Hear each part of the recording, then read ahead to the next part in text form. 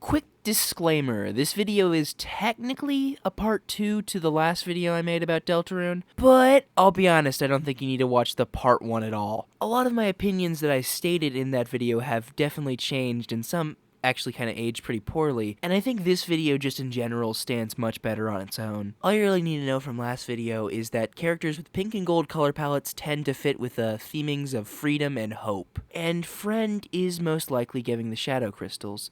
Without further ado, enjoy. Deep within the deepest, darkest shade of the subconscious lies a tree. There's nothing special about this tree, it's just a simple, ordinary tree. Not too important, not too unimportant. Behind this tree there is something. Or is there? You can't seem to remember.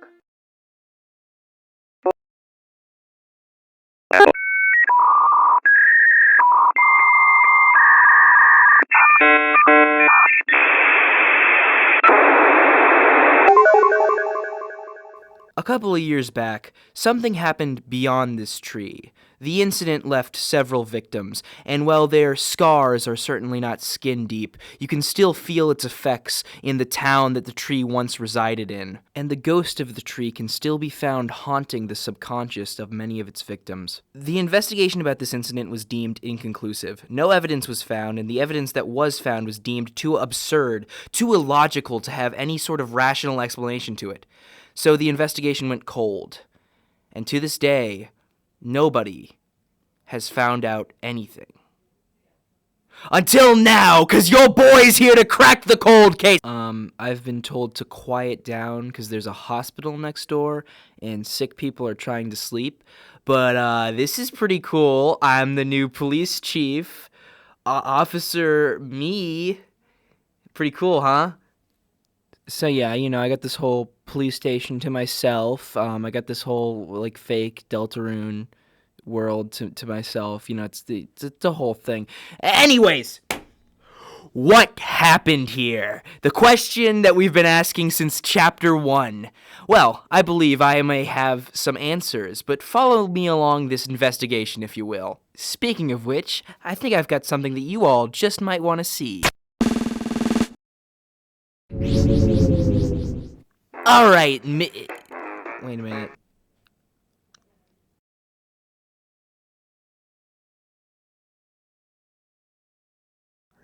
Huh?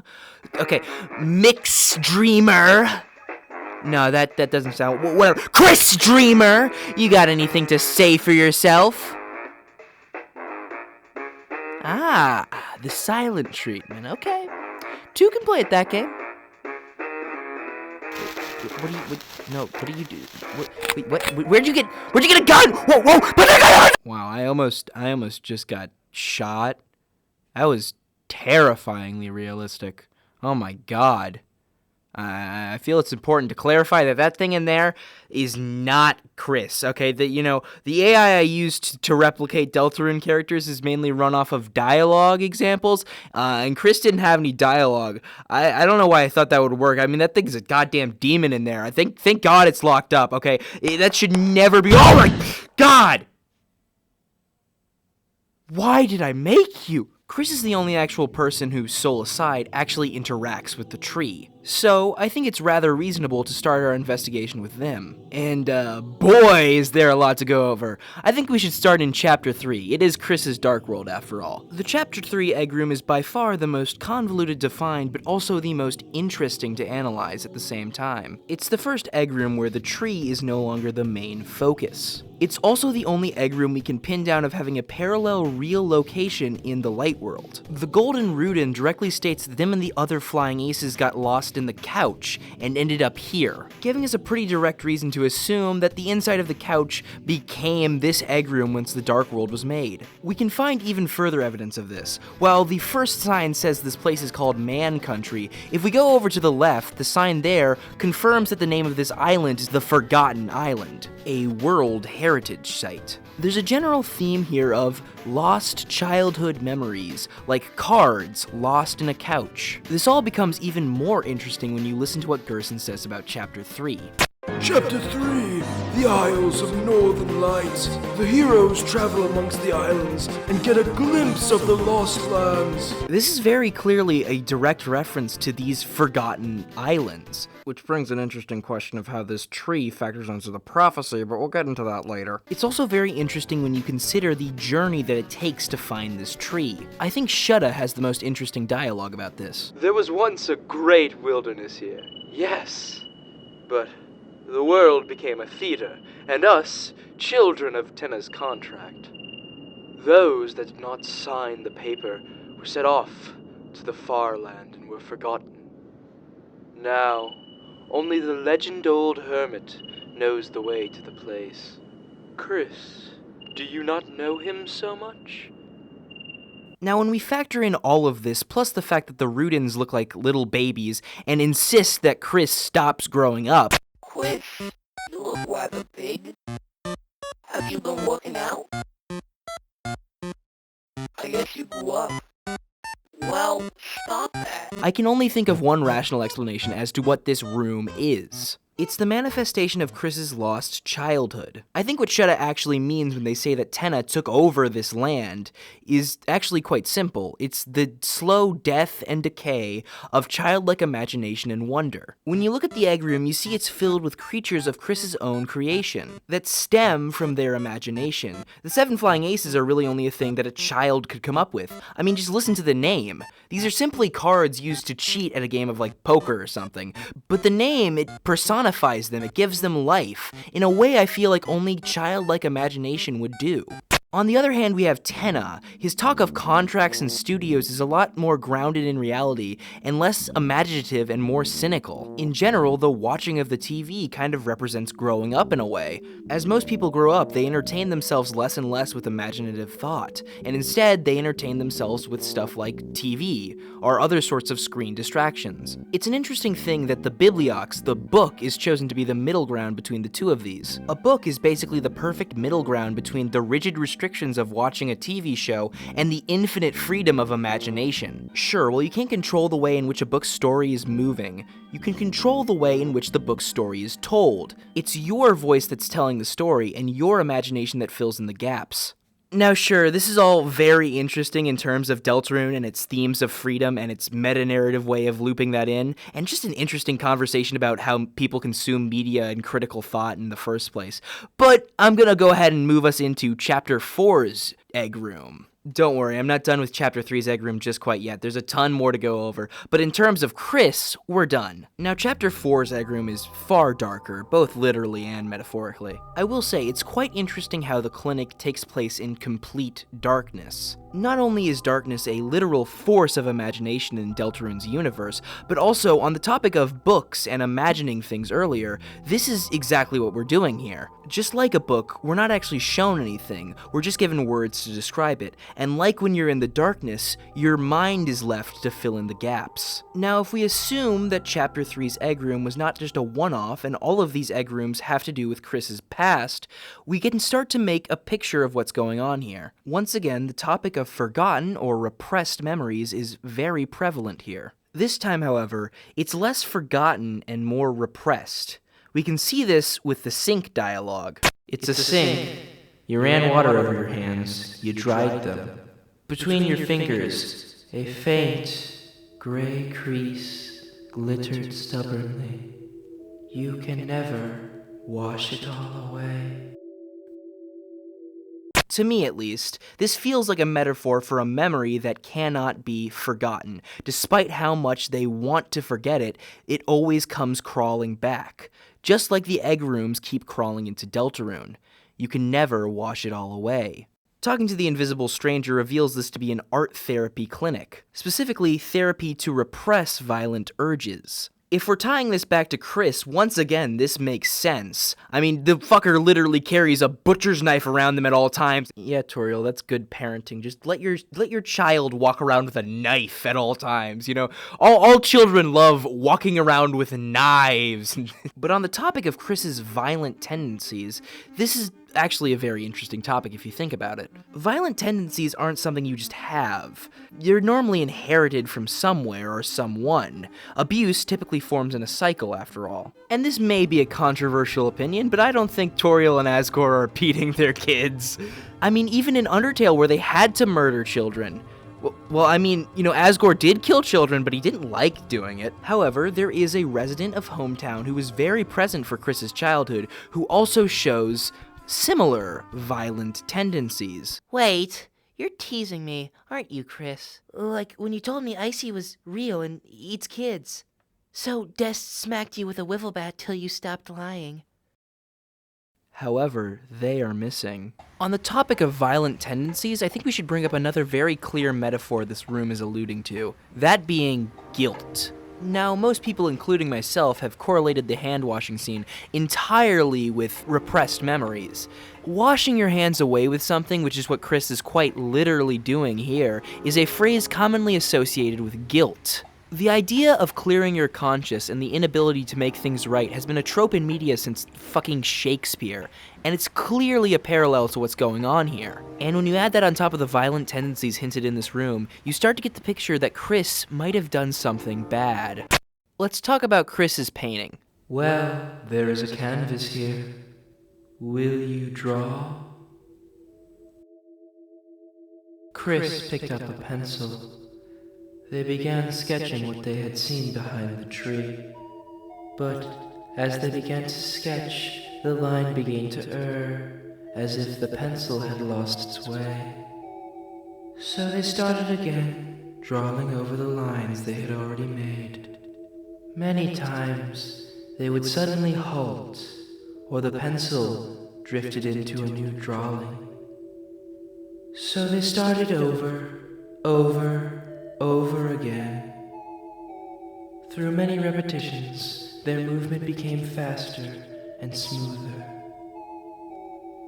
Until, without looking, they had completed a sketch in a single, wild line. In the end, as a result of layering the sketches over top of each other, the surface of the canvas was nothing more than a monochrome smear. Next, a tree was painted over it. Painted over everything, leaving nothing but a simple, still life.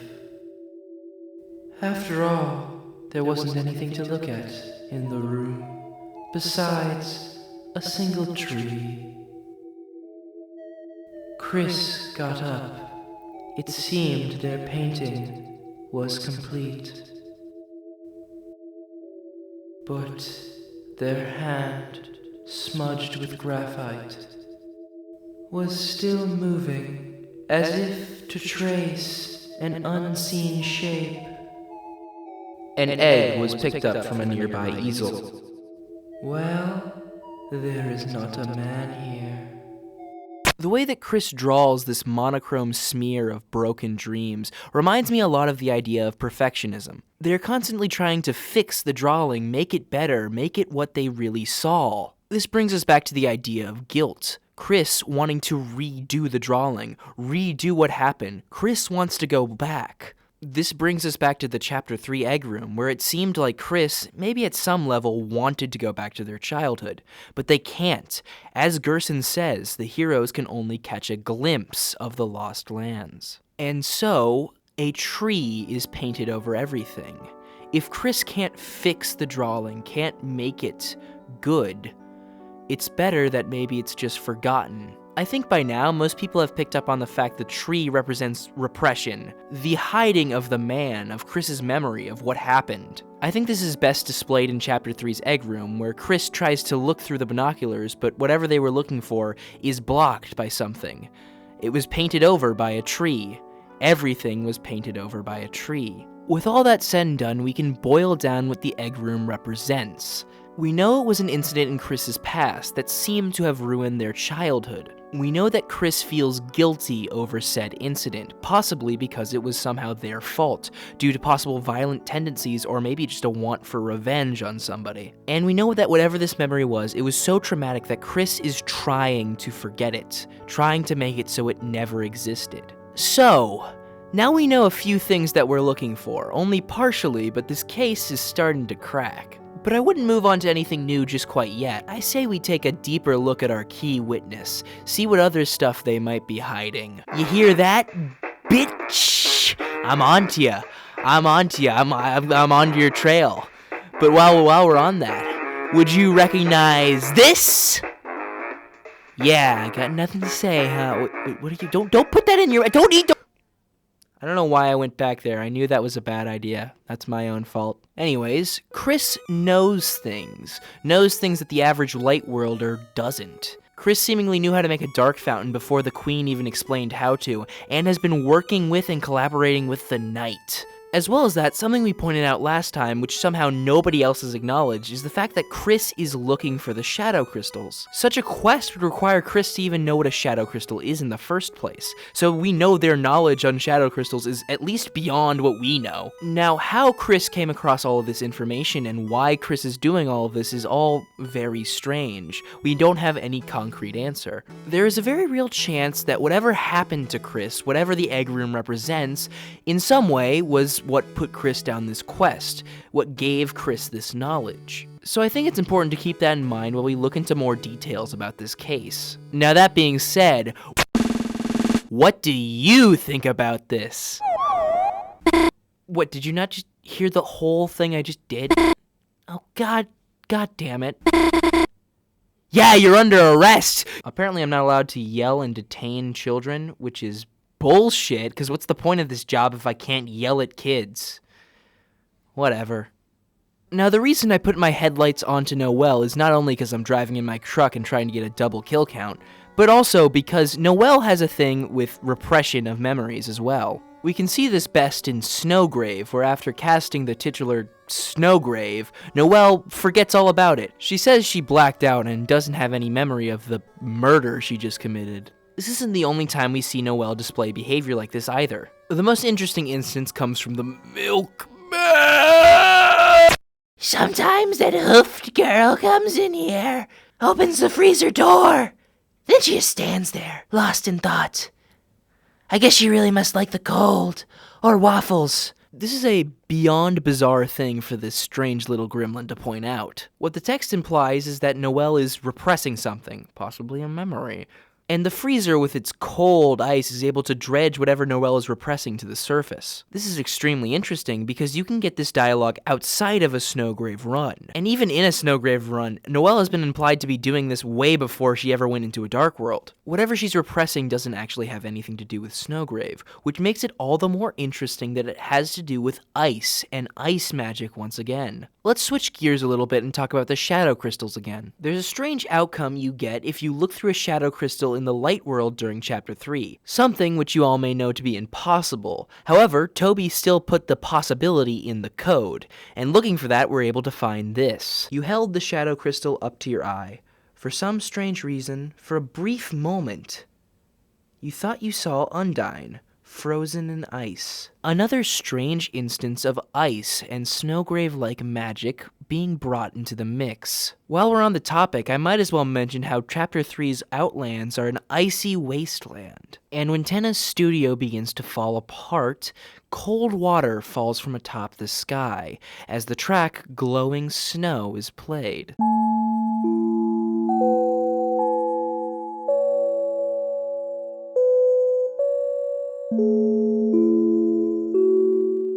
Ice and snow play an interesting role in Deltarune, one I can't say I truly understand just quite yet.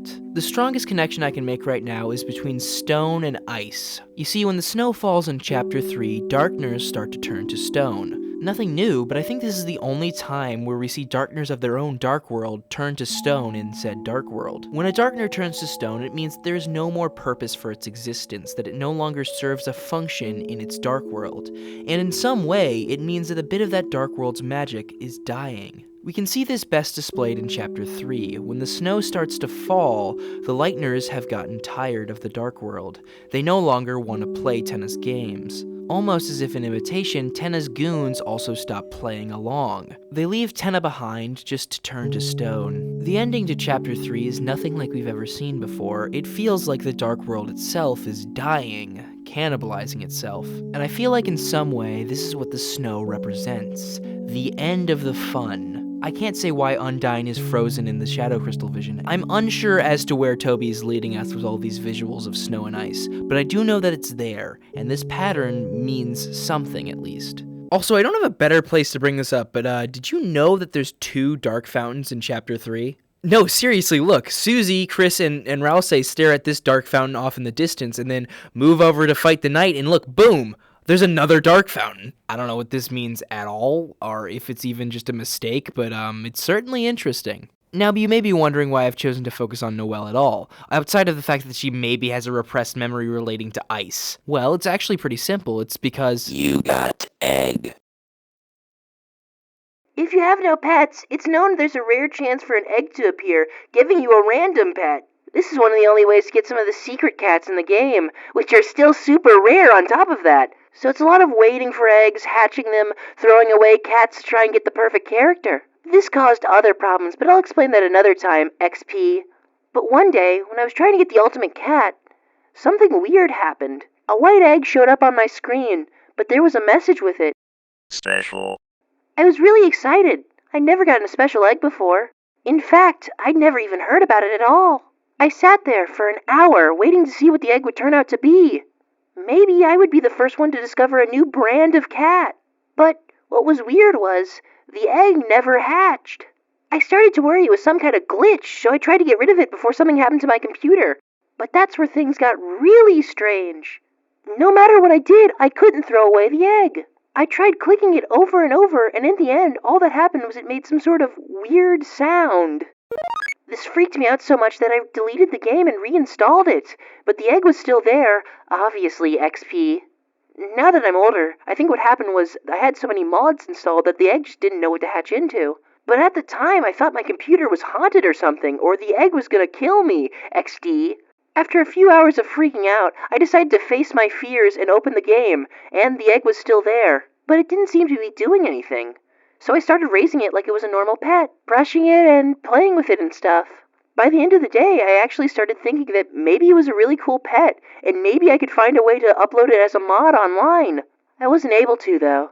The next day when I opened up the game, the egg was gone, with a message that said, Left home due to happiness. Normally the message is, pet left home due to sadness, and it's only supposed to happen when you neglected your pet. It's not supposed to happen because you were nice, XD. One last thing. The egg actually had a name, but I don't remember what it was. It's been driving me crazy ever since. If anybody else has seen an egg in their game like this, please, sign my guest book.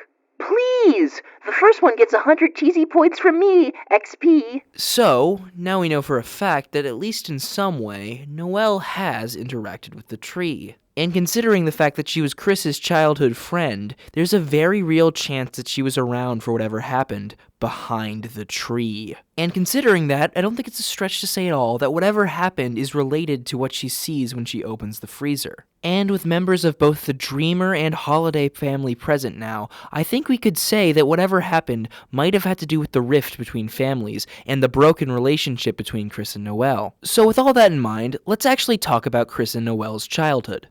Noelle actually talks about it quite frequently, the adventures that her, Kris, Asriel, and Des used to go on. In fact, she talks about the adventures a lot. One adventure in particular is even very interesting. That being said, I think there's a very real possibility of whatever happened happening on one of these adventures. And with that being said, I think it's time we get to our next suspect, the one that everybody forgets about.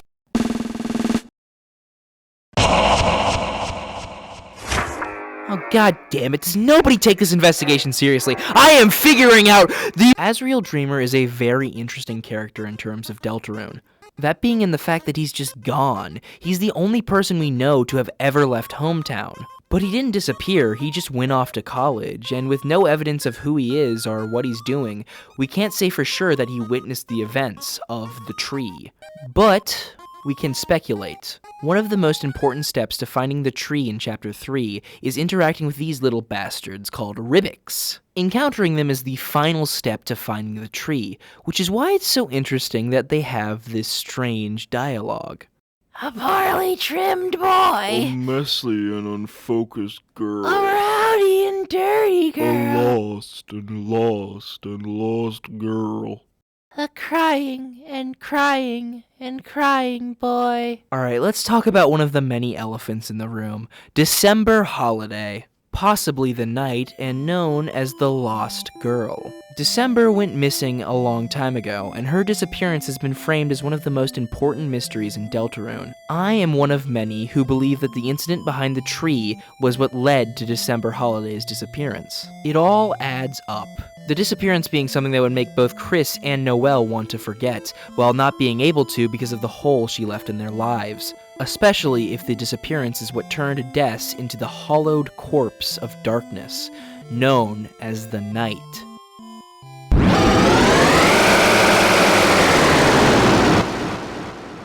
With all that said, this section is about Asriel, so let's talk about him. It seems to me that the Ribbik dialogue confirms Asriel's involvement with whatever happened behind the tree. Without a shadow of a doubt, the lost girl they refer to is Des. And with Asriel being the only boy that we know of who was close to Des, we can assume that he's the poorly trimmed boy. The story the Ribbiks tell is very directly of loss, and it shows us that Asriel took the disappearance hard, while Noelle chose to cling to the delusional hope that she would one day again see her sister, and Kris began to bask in their guilt. Asriel took the path of grief, and then Asriel left. Asriel, just like Kris and Noelle, chose the path to forget. And that he did. He forgot about hometown, he forgot about his family. He is now gone. There's a great video by Flap Jackster about Asriel's role as the person who forgot, the person who moved on. I'd highly recommend you check out that video if you want a further in-depth look about Asriel and his role here. Now with that being said, I think it's time I set my sights on the big one, the real suspect that everybody's been waiting for. It's time! Alright, you bastard, I got you dead to rights. Stuff. Not technically, but I could arrest you if I wanted to. No, you can't just leave. You can't just leave. All right, can we talk about Catti? Let's talk about Catti, because this fucker is suspicious as hell. I mean, for starters, we got another pink and gold cat here, which is the whole thing I was raving about last time, so you know there's something here that's suspicious, at least. And like other pink and golds, this cat, this random hometown citizen, this regular classmate, also opposes the prophecy. While the rest of her family chooses to go to church, Catti has decided to study the occult, which brings into an interesting question of what the occult is in Deltarune, which, trust me, we're gonna cover later. As well as that, Catti said she taught Noelle protection spells. Are these the same protection spells that Noelle will use to kill Birdly? While it may be unlikely, this is just a very interesting thing for Toby Fox to write into the script. And by far, the most strange and interesting thing about Catti. Jeez, look at you acting so holy. Come on, don't think I haven't heard the rumors. You know, when you and Catti were kids.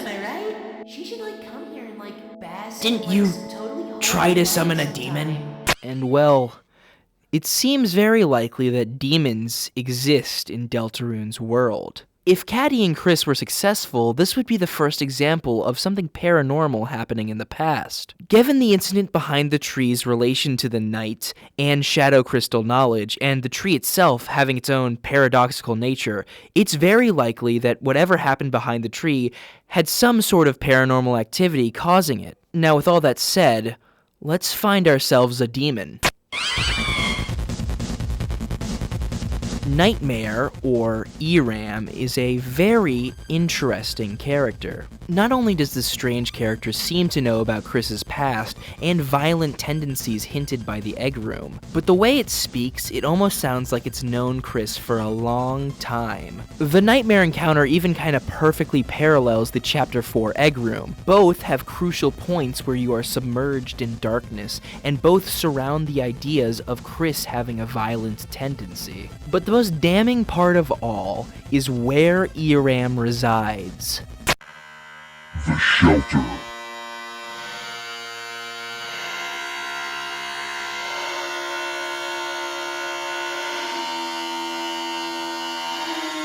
The shelter is one of the most mysterious places in all of Hometown, and there's reasons to believe whatever happened behind the tree happened inside of the shelter. Both Kris and the Knight have been to the shelter before, and in the case of Noelle, well, it's a bit more interesting. In Noelle's basement, we can hear the faint sounds of hell. The same sounds we hear coming from the shelter. Noelle describes her having a fear of basements from a very particular game series, that of course being Dragon Blazer. She describes the underground levels like they were similar to her basement, and the interesting thing about this is we can find those underground levels. Deep beneath Queen's mansion is a basement, a very strange basement. Within it is the Neosuit and the shadow crystal Spamton will find inside of it. Queen herself is a manifestation of Noelle's own mother. Well, everybody's mother, but that's a topic for another time. Her mansion does also resemble the Holiday Mansion, ergo that her basement would do the same. This becomes more interesting when you play the original Legend of Tenna. The TV city is very similar to Cyberworld, and just like it, there is a underground beneath it. This is the most direct parallel to what Noelle says about the underground levels of Dragon Blazers, and we can connect this to Queen's Mansion very directly. You see, the tracks that play in both of these areas are very similar. In fact, they're basically the exact same. They're called digital routes and bit routes, respectively.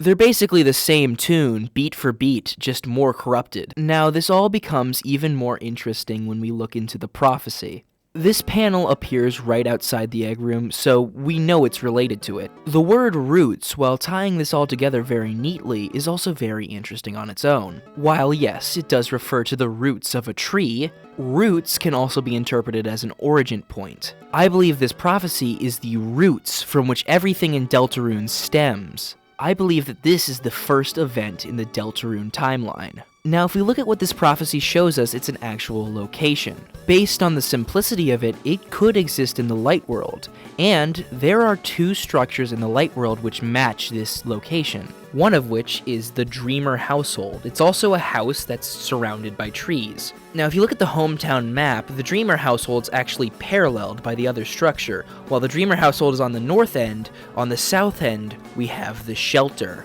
And while the shelter may not be a house like depicted in the prophecy, I'd say it certainly still fits. Now, if we go back to the Chapter 3 egg room, one of the Rudins says this. As far as I can, but it doesn't look too good. I'm a lousy real estate. I sense nothing but evil from that place. Behind that tree, those binoculars are pointing at whatever Kris is repressing, the memory of what happened. The way the Rudin describes it as having an evil vibe reminds me a lot of the shelter. And no matter how you slice it, we have so many clues leading back to the shelter. Or at the very least, some strange underground place. With all of that in mind, I think this investigation is going quite swimmingly. But it might be time to listen to what we're told instead of looking at all the little details. It's a strange letter. It's more or less completely illegible. But if you squint your eyes and squint your heart, for some reason, you could feel you understand it. Well, Happy New Year. Or was it the old year? Well, in any case, how is Deltarune? As you are waiting patiently, the time is going around. There was even a rumor of Valentine's Day. How absurd. Every day is a day of love, if only you believe it so. Do you believe it so? So the purpose of this message. I want to help. Yes, there was someone I wanted to help. I seem to have forgotten who. Yes, it's quite ironic, but I seem to have forgotten. Was it myself? No. Well, perhaps. Regardless, when I see them, I'm certain I will know straight away. I never forget someone I don't remember. Will you help me? You are very odd, responding to a letter out loud. But you seem reliable. I will be counting on you. Now, put on your coat and wash your face. Or put on your face and wash your coat. Not necessarily in that order. Or in any order at all. Goodbye. There was a sound, like something walking away, and the letter was gone. The Forgotten Man is an interesting variable to be added to this entire equation, as in the fact we don't even know, what is he? This is a question that even the man itself seems to struggle to answer. It's constantly talking in paradoxes and forgetting what it even is itself. And the state of quantum superposition that the man exists within reminds me a lot of the theory of Schrodinger's cat. For those uneducated adults who are simply not as knowledgeable as I, hold up, I gotta search up what Schrodinger's cat means. Schrodinger's cat is a thought experiment in which you put a cat in a box with some innocuous poison. It's a whole thing, I'm not going to explain that. Anyways, while the cat is in the box, the cat will be in both a state of alive and dead. It is not until you open the box and observe the cat's state of being that the cat will either be alive or dead as one. Now, at the time this was made as more of a statement on quantum mechanics, but nowadays I think people use it more as a thought experiment, often tying back to many ideas of sophilism and egocentric presentism. In simple terms, it all ties back to the question of, if I do not perceive something, does it exist? A bit of a ridiculous question, and more of a religious question than a philosophical question, in my opinion. I guess that being if you consider simulation theory to be a religion, which I do. Now, this becomes a bit less ridiculous when you consider this in the terms of fiction, or for right now, video games. Let's use Minecraft as an example here. Now, if I take this cat and then put them in this box-like room, which is slowly filling with lava, I take no pleasure in this, I assure you. This is all just for science. If I then teleport out of rendering distance from the cat before they're fried to a crisp, is the cat alive or dead? And you see, that's the thing, it's neither, because it's no longer being rendered, it doesn't exist. And this isn't even a hypothetical, that's just how the code works. Now, if I teleport back to a burning box with no signs of life in it, I have effectively just killed the cat.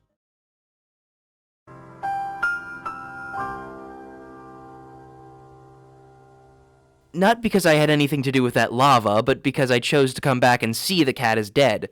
I didn't light the cat on fire. That wasn't me. I didn't do that. I have no responsibility for that. Now, if we take this into Deltarune, things become interesting once again.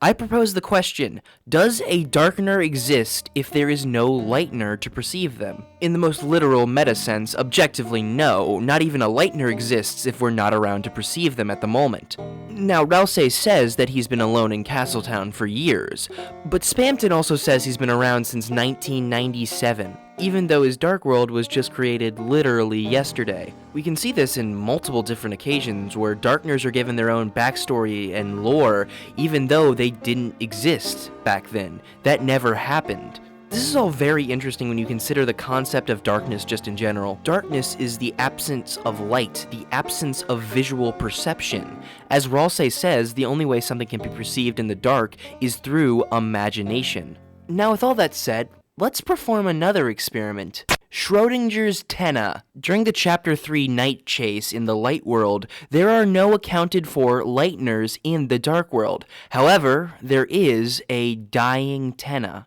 Now, I propose to you the question, in this moment, is Tenna alive, dead, or both? I don't exactly have an answer for this, but it's certainly interesting to keep in mind. Now, you may be asking what all of this has to do with the man. Don't worry, we're getting to it. In every single chapter in which the man appears, the idea of perception infecting its existence comes into play, the most iconic moment being all the way back in chapter 1.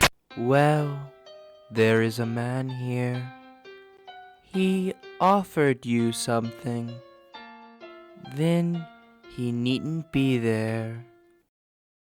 Well, there is not a man here. In every single chapter, there's something like this, where the man stops existing because either us, or maybe Kris, decides to, in some way, not acknowledge his existence. And it is once we do no longer perceive the man that the man no longer exists. So what does this all mean? Why have I been arguing about quantum superposition and simulation theory for like 3 whole minutes now? Well, it's because the man, just like any other darkner, does not exist so long as we do not perceive it to be so. But I think the man is a bit different in this regard, as it can disappear right before our very eyes. As well as that, I don't believe there's a real-world item that we can associate with the man. I believe the man is something that I'm gonna call an abstract darkner.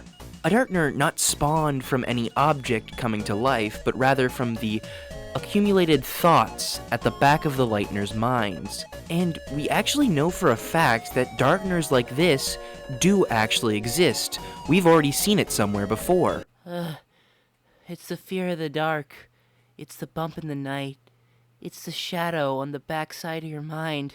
Now, I'm not saying the Forgotten Man is a Titan. I don't think we know enough about Titans to make that claim, but I am gonna claim that I think they're made from the same thing. I think that the Forgotten Man is the darkness forming and manifesting Kris's repressed memories. It's why he can so easily be erased by Kris simply saying he doesn't exist. Not only because the man has nothing physical to latch its form onto, but also because Kris has already repressed this memory. Therefore, Kris does not want to perceive the man. Kris does not want to see the man. So, if we give Kris the opportunity to use their voice to tell him so, they no longer perceive the man, and the man no longer exists. However, no matter how hard Kris will try, even without our input, they still cannot shake this memory from our head. They still cannot shake the man from their head. Not only will the tree and the man behind it continue to appear in every dark world regardless, but the man will also start to appear in the light world. I believe this is Kris hallucinating the manifestation of the memory they're trying to hide, trying to repress, and it bubbling up to the surface where Kris can no longer find places to even hide it anymore. Now, with all that said, it's very clear that you could say Kris has an issue with the man. These are PlayStation rewards which Tobuscus' dog was required to give Deltarune for the PlayStation release. All of these awards are actually demerits. They're stuff like taking damage or failing to do an adequate speed run. Speed runs? Good thing I screamed Deltarune where no one wants to see a speed run because they'd miss so many jokes. Now these awards are a bit different. From the titles, you just assume it's as simple as completing a chapter, but that's not true. Scrolling over to the description, we can see each of them are described as completing the game without an issue. Now, the issue that this text is referring to is, in fact, the egg rooms. Now, as you might imagine, I have a lot to say about the narrator of these trophies, but we're gonna save that for later. For now, let's just talk about the general idea of the egg rooms being an issue. Because as I've stated, they represent Kris's repressed memory, but that memory is repressed for a reason. The memory is clearly traumatic and horrifying and something Kris doesn't want to think about. So I question you, dear viewer, is dredging up this memory from the depths really a good thing? Is what the man and the egg rooms are doing really helping? Before you answer that, let's go back to the idea of Darkner's backstories that I was talking about earlier. Now, before a dark world is made, Darkners are not real. They do not exist yet, not tangibly at least. Yet Darkners like Spamton seem to believe their existence predates the origin of the Dark Fountain, even if, deep down, they know that's not true. Now, why am I bringing this up again? Well, it's because if we're looking from the most objective meta standpoint, the exact same thing is true about Lightners. Before we entered Deltarune's world, before we opened the executable that is Survey Program, none of these characters actually really existed in any capacity. Well, some of them existed in Undertale, but that's a topic for a later time. So, all of these memories that the Lighteners constantly reminisce on technically never happened. And if we follow this point of view, that would mean whatever happened behind the tree never happened as well. And if that were true, that would mean going to the egg rooms is just giving a child a traumatic memory for no real reason. It's interesting food for thought, but I don't believe it to be the case. And to understand why, let's look at the last piece of the egg room. The eggs are certainly quite bizarre. Outside of being a reference to an Easter egg, I can't quite say I know what they mean or why they're utilized here. With that said, I suppose it's worth it to look into the symbology of an egg.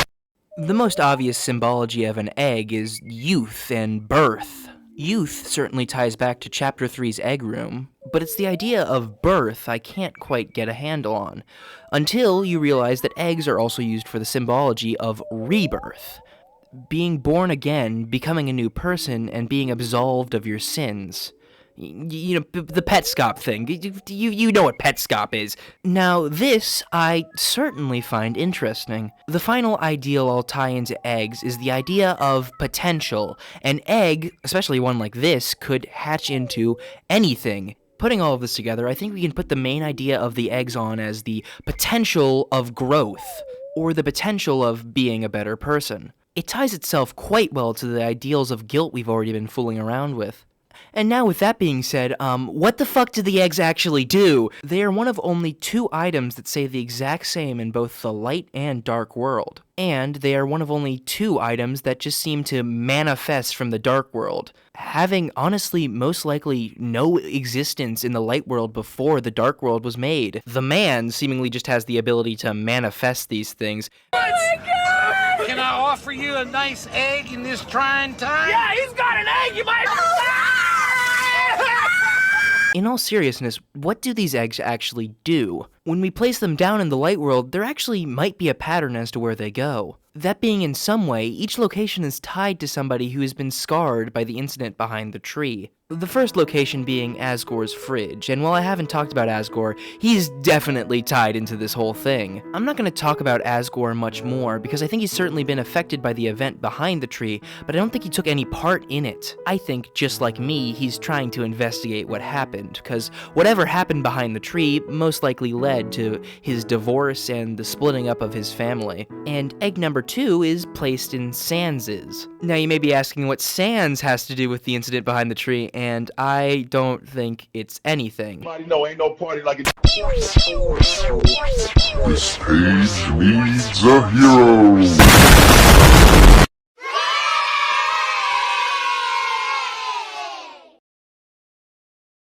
Although this does create an unfortunate pattern I have to notice that the eggs are constantly placed in a place that has to do with somebody who is boning your mom. Doing your mom?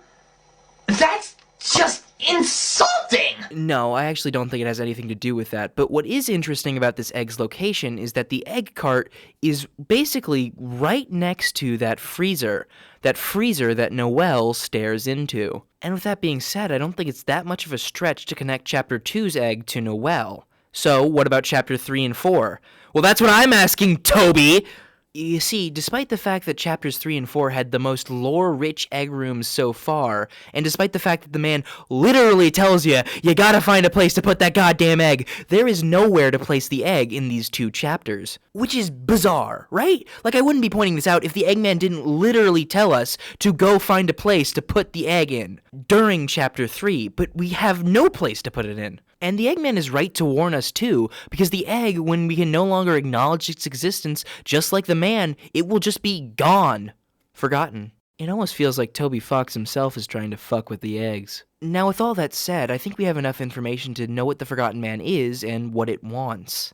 You see, I know who the Eggman is. It's fucking Everyman! I have no evidence to prove that's true, but it would be really funny, and it wouldn't not work.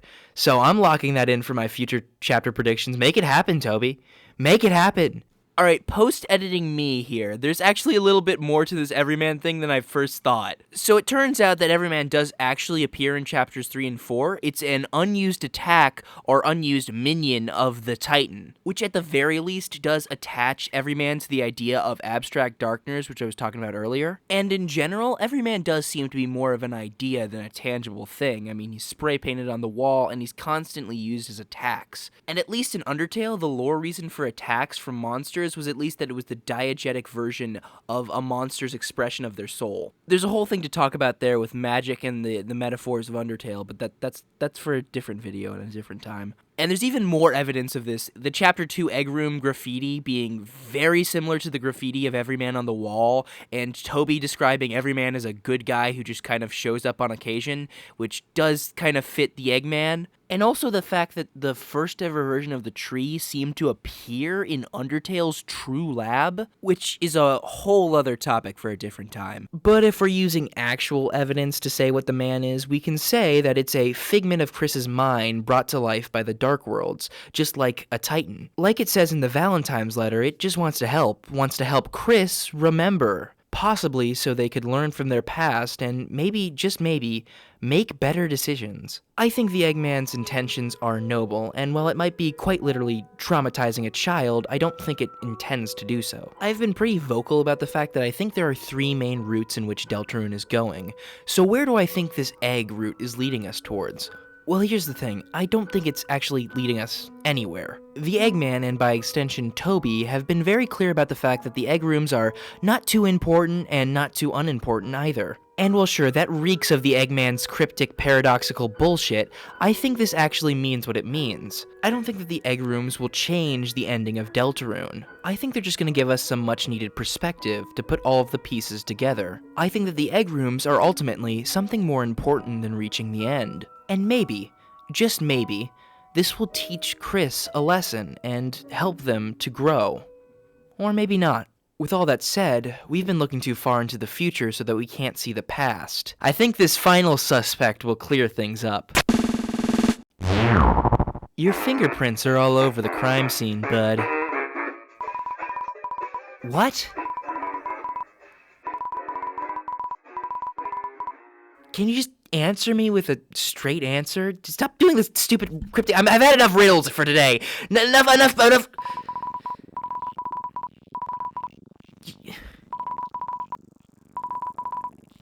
That's stupid. That's dumb. That's not wisdom.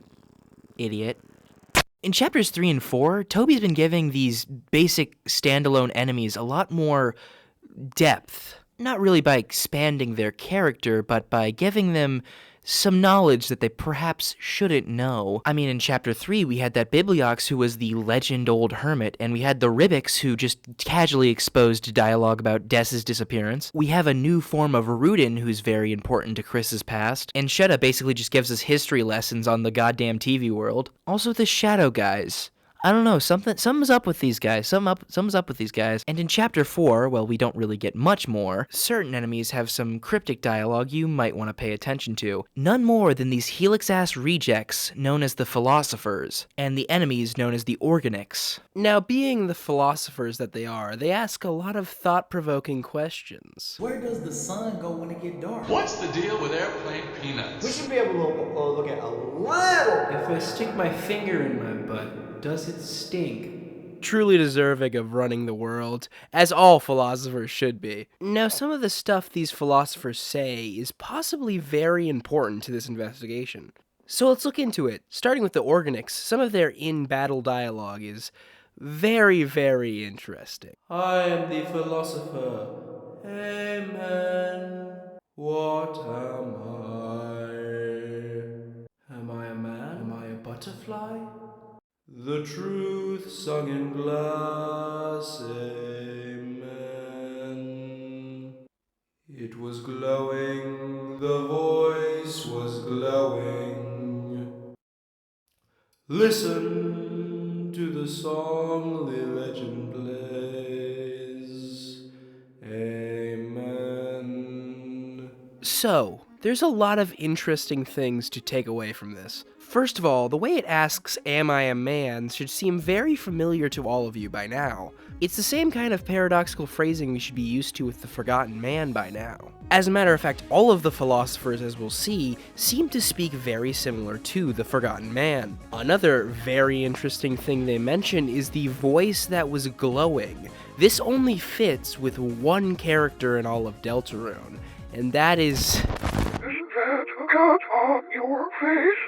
Or part of your body that weighs down as if you're trying to game itself isn't the reason why? It's incredible that the Organics reference this, because I don't think we can find any other NPC that references him quite as directly. The truth sung in glass is obviously referring to the prophecy. However, this is important because truth and lies will be a very prevalent topic to later philosopher discussions. So keep it in the backside of your mind for right now. The last thing I want to go over is their spare dialogue. The answer was love. So we all freaked out over the prophecy saying love, but that's not what we should have been paying attention to, because this is quite clearly referencing the love stat. It's the only thing they ever say in all caps. They say it's the answer, but the answer to what question? They've asked very many. I think the only one I can really narrow this down as a possible answer to is... What is Deltarune? And... What isn't Deltarune? This is incredibly interesting, the meaning of Deltarune, or Deltarune itself, being love. This can mean a lot of things, but it's dependent on how you think about it.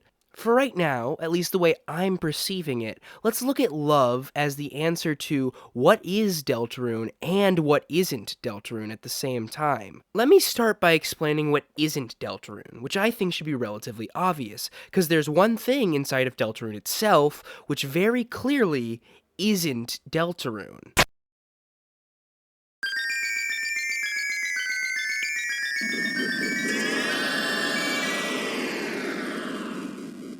It's the Snowgrave route, the route which has been shown multiple times to be off the beaten path of the prophecy known as Deltarune. And it's in this path where we find love. Capital love. Level of violence love, that is. However, if we go back onto the beaten path, we find a different kind of love. Non-capital love, regular love, love for the characters, love for the story. So I think it might be important to keep in mind that the meaning of Deltarune just might be love. Granted, take this with a grain of salt, because not even the Organics themselves are sure about this. Even though they say it's the answer, they still end with a question mark. Okay, I'm getting very distracted from the investigation at hand. Don't worry, it's probably going to loop all back around. It'll all mean something in the end, probably. Okay, one more thing before we get to the actual relevant stuff. So if you think the information we get from sparing the Organics is interesting, what happens if we attack them? Well, if you pay close attention when they run away, we get this sprite. And I don't know about you, but that sure looks like a demon to me. And for a dark world with such heavy religious symbolism, I'd be hard-pressed to say this doesn't mean anything. And if you look at the other philosophers, you can see that their horns are all there. They're just hiding them. Now what this means as of yet, I'm not quite sure. But let's move on to find some more philosophers with some more interesting things to say. If you miss the chance to get to the tree in Susie's Dark World, you get a second chance in Kris's Dark World. Going into this strange secret cathedral zone, where you'll find the Asgore Prophecy, and to the right, the Angel Prophecy, you can also find this one lone philosopher. Talking to him will give you this. Treasure. There is no treasure. Only experience. The other side of your mind. Did you miss something there? Of course you didn't. There was nothing to miss. Those who can't speak the truth are liars. And none of us can know the truth now, so we're all liars. Look for yourself. There's nothing back there. Is there? Now, this cryptic bullshit in particular we know is related to the egg room because it's one of the ways to get into it. So we have to be a cheater to get the last egg and a liar to get this egg. What does it all mean? Well, let's go back to what the Organics said in battle earlier. They called the prophecy the truth sung in glass. This Organic refers to the truth as unknowable. If we assume that the truth is a stand-in for the prophecy, then that makes things interesting. So if we think about it, the prophecy is truth, right? It's set in stone. It's the events that are supposed to happen. However, if that truth becomes unknowable, that means that the prophecy itself is starting to shift. It's starting to become less and less set in stone. Think about it like a shadow crystal. You expect for it to be solid, unmalleable, but when you get your hands on it, it moves like water, malleable, changes its shape. Just like the truth is now up to your own interpretation. And in doing so, by shifting this truth, by admitting the truth is unknown, you become a liar. I think what this is talking about is the philosophers themselves. By questioning the very nature of their reality, by constantly questioning things, they are liars. I think these religious pan-flutes might be a bit more freedom-pilled than we might have first thought. Now, what does any of this have to do with the egg? Perhaps it means the Forgotten Man has more to do with freedom than I once thought, but I'm not too sure about that just quite yet. Now, if we return to this philosopher with the egg, we get another piece of interesting dialogue. Liar! Your hands are shining, you took and made. Tickets and cards drawn in grey, a trace, repeated. It's all so clear. Though it would be a lie to say I understood it. A couple of interesting things are mentioned here. First of all, this guy has been paying close attention to these trees, huh? The little bastard's just been spying in the background the entire time. Anyways, I think it's very interesting that the idea of tickets comes up once again. I have an idea about this, but I'll bring it up again later. It's also interesting how he says it's drawn in gray. This is definitely not the first time being monochrome has been brought up, and I feel like it will definitely not be the last time either. Obviously, this all ties back to goners, and I think the incident behind the tree definitely has to do with them, but I'm gonna have to cover that much later. But there's one thing this guy has made clear, and it's that we don't quite understand this just yet. If you thought we were done with the philosophers, we're not even remotely close, because entering the egg corridor we find 4 more, each of them with their own riddle. What do you call a man with just one eye? Why does the angel make its cry? Who will call the girl who snows? I don't know. Ha ha ha. I don't know. This fucking broke me. I've been trying to answer all of these riddles as with one coherent answer, and I just don't think it's quite possible. But let's go through them one by one, see what we can find. What do you call a man with just one eye? Depressed. No, but in all seriousness, as the resident Cyclops expert here, I should really know the answer to this. I did look through every Deltarune NPC, from the minor to the fucking huge, to find any one-eyed creatures, and there's quite a few. But ultimately, none of them are really much of relevance. Well, that except for Gerson.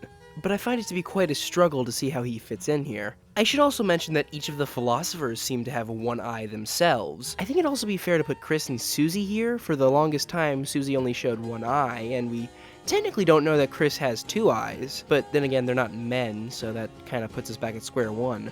However, perhaps we're looking at this all wrong. The riddle doesn't ask us to find a one-eyed man, just what a one-eyed man is called. The most literal answer for this would be a cyclops. Perhaps looking to the other riddles will give us better answers. Who calls the girl who snows is a bit more obvious. It's pretty safe to assume that the girl who snows would be Noelle, in which case it leaves us with 2 obvious prime candidates, that of course being Kris and us. However, I have to question if this is referencing the Snowgrave route. It wouldn't be the first time that something Snowgrave-like has been mentioned outside of the route on this investigation. And with this riddle having an undeniable tie to the tree, it's possible something Snowgrave-like has happened in the past. It would certainly explain Noelle's freezer-based trauma. I want to propose one more thing. In Chapter 3, when the snow arrives, someone else does as well.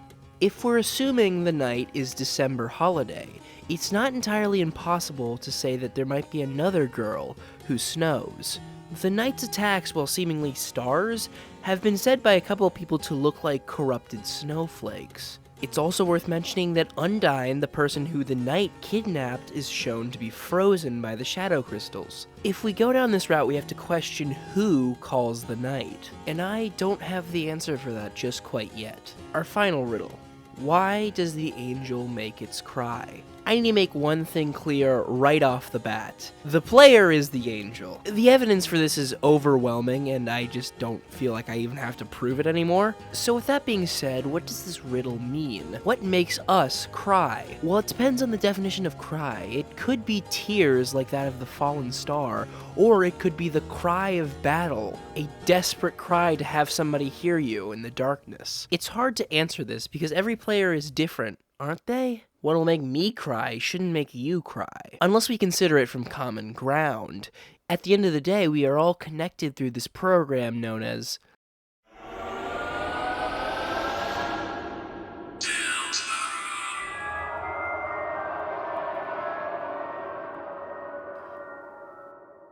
and in hurting that program, in damaging the memories of the characters we've become so fond of, I think we might just let out a cry, all of us. Keep this in mind for later. For right now, I don't have the answer to these riddles. I don't know. But this investigation is not over. There is one more philosopher left to find. Within the between, but not the in-between, there's a room, a run-down, small little part of the chapel. It's here where we find the Roots prophecy and some interesting literature, as well as our final philosopher. I heard something in between the in-between. It was mixed up where the tail pointed, the children would grow, the lost forest followed, the poor children. The message is mixed, but if we shuffle the words around, we get this. Lost where the forest would grow, the children followed the pointed tail, the poor children. We finally found our proper culprit. Oh shit, it's here!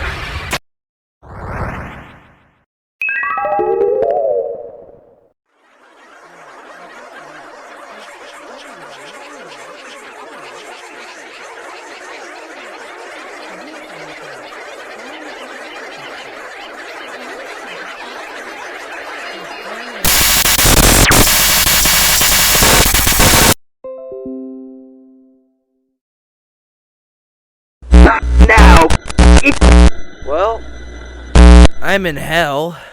Forgot this came automatically with the simulation. Anyways, we have our culprit. In Chapter 4, we can find this prophecy here. They'll see the tail of hell take crawl. And if we look deep into the files, we can find this. The pointed tail. It's worth noting that this is our first official mention of hell. While Deltarune's religious symbology has allowed me to theorize about devils and demons alike, this is the first actual mention of hell, meaning whoever this tail belongs to is our only official demon. But who does this tail belong to? In Japanese folklore, there is this yokai known as the Nekomata. It's a cat creature that sometimes lives in the mountains and abducts its victims. It's known for its long tails. According to Japanese poet Mei Gasuki,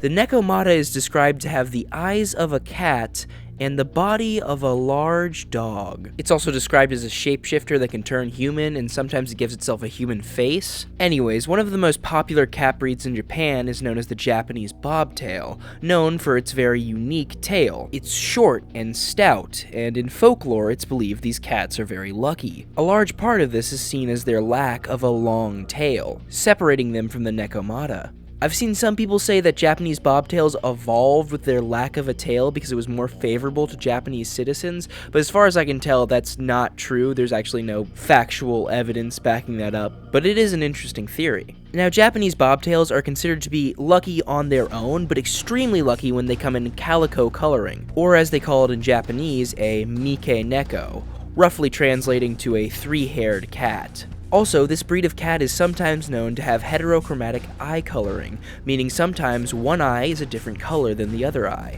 So why am I talking about Japanese cats while I'm literally burning in hell? That's a fair question.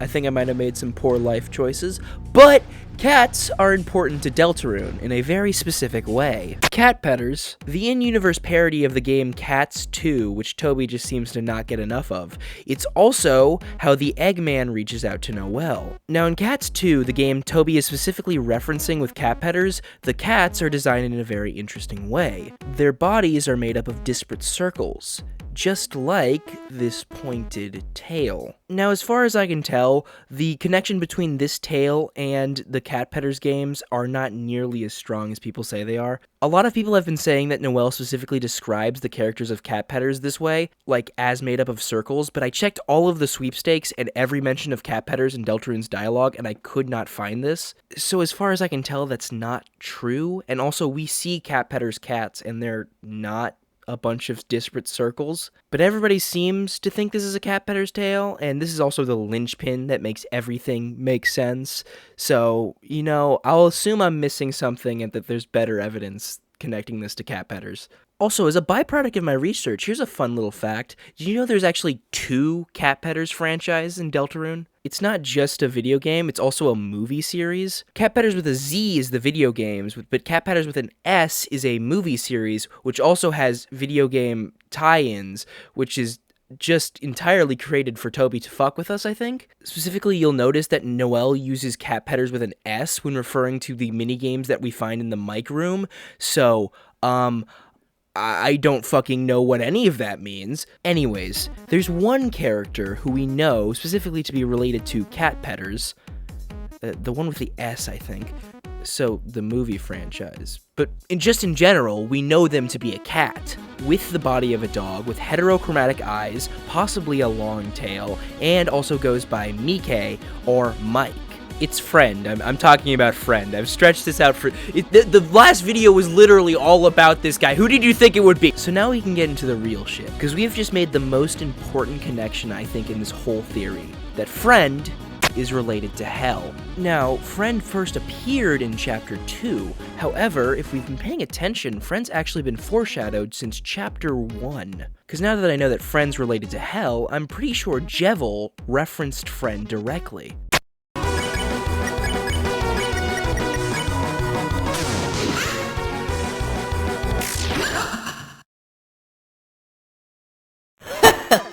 What fun! You're fast, strong. But they'll get faster, yet stronger. The hand of the night is drifting forward. Soon the queen returns, and hell's roar bubbles from the depths. Lightners, can you stop it? Either way, a mischief, chaos! Lightners, from inside your little cell, take me and do your strongest. Metamorphosis. It's notable that this dialogue only comes after you actually fight Jevil, like attack him. Jevil refers to Queen, the Night, and Hell's Roar as yet faster and yet stronger. It seems what Jevil is referring to here are upcoming battles, and his predictions have all come true thus far. What's even more interesting is I know exactly what Jevil's referring to when he says Hell's Roar bubbles from the depths. What happens every single time when a dark world is opened? Sure, Susie calls it smoke in Chapter 3, but look at it. This isn't how smoke forms. They're bubbles. Bubbles of darkness. Just like the circles that form the tail. Jevil also reveals where Friend is. The depths. It's from here that all darkness swells. This also explains how Friend is able to get into all of the Dark Worlds so far. If we use the way Jevil describes this to contextualize how Dark Worlds are made, then things start to make a lot more sense. A sharp object is required to pierce the Earth's flesh and release the fountain. You see, what a dark fountain is a tear into our reality into the depths from which darkness leaks, overtaking a bit of the light world. And it's also allowing Friend to leave the depths. Now, theoretically, if enough dark worlds were open, the tear between realities would become too big, and Friend would be freed. What I just described is the roar of hell, the roaring. That is when the heroes will see the tail of hell take crawl. A lot of people have said Friend looks like this main titan that we see in the prophecy, and I think I agree. I think Friend is what's waiting for us in the depths. I think Friend is what causes the roaring. I think Friend is the main antagonist of Deltarune, the final boss, who's been here since the very beginning. So, what are the Knight's motives? I mean, we're told it's to cause the roaring, but I mean, there's obviously a few problems with that. Okay, let's ignore that, and let me use an analogy to explain this. Friend is Invictus, and the Knight is the Lord Commander. $50 to anybody who gets that reference. If you're a real one, if you've watched Final Space, you're a real one. Yeah, you can't even watch it in the US anymore. It's literally illegal to watch because you can only pirate it. I mean, I guess you could have a VPN. Which brings me to today's sponsor. Nah, just kidding. I'm in hell and I can't even get a sponsor. Have you seen my YouTube channel? You think I have 3,000 subscribers? It's like the equivalent of being a penniless orphan. No one will pay attention to you because they're all watching Mr. Beast, and they'll only pay attention to you if Mr. Beast gives you a shout out. Anyways, what the fuck was I talking about? Oh yeah, Final Space! So, the Knight is the Lord Commander. They're trying to create Dark Worlds, cause the roaring to free Invictus, aka Friend. Now, why would this be? Well, let's listen to the one thing the Knight ever says. And then listen to the one thing Friend ever says.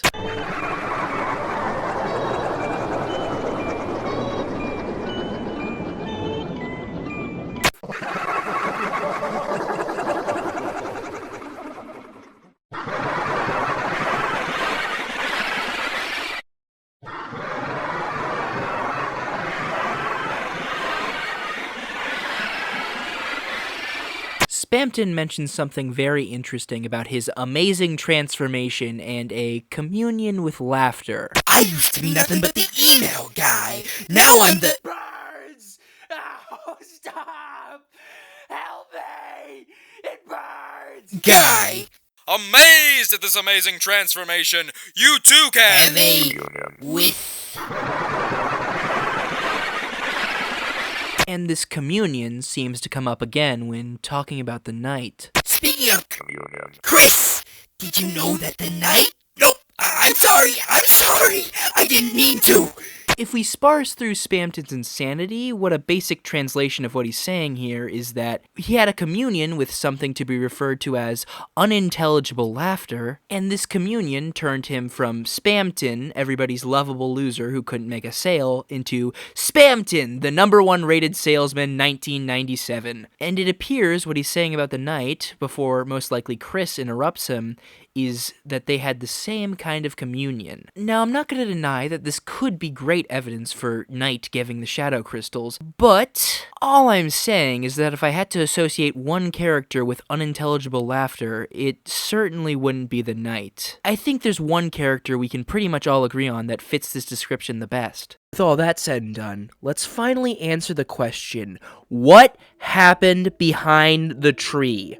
Well, first things first, we know Kris was learning how to summon demons with Catti, and I think Kris was eventually successful by doing the one thing that we know as somewhat magical that you can do in the light world, opening a dark world. And inside that dark world was Friend. I think this dark world was opened up inside of the shelter, and I think this was done as some sort of a prank. Kris was always pulling these when they were young. And I think for once, this prank was not meant to scare Noelle. No, I think Kris was going for a bigger target, December. Thanks to So Sorry's cameo appearance in the egg room. I'm also not demanding I be involved in Deltarune. People have been asking me and hopeful that So Sorry would show up again. I was So Sorry isn't in Deltarune because it takes place near a school zone.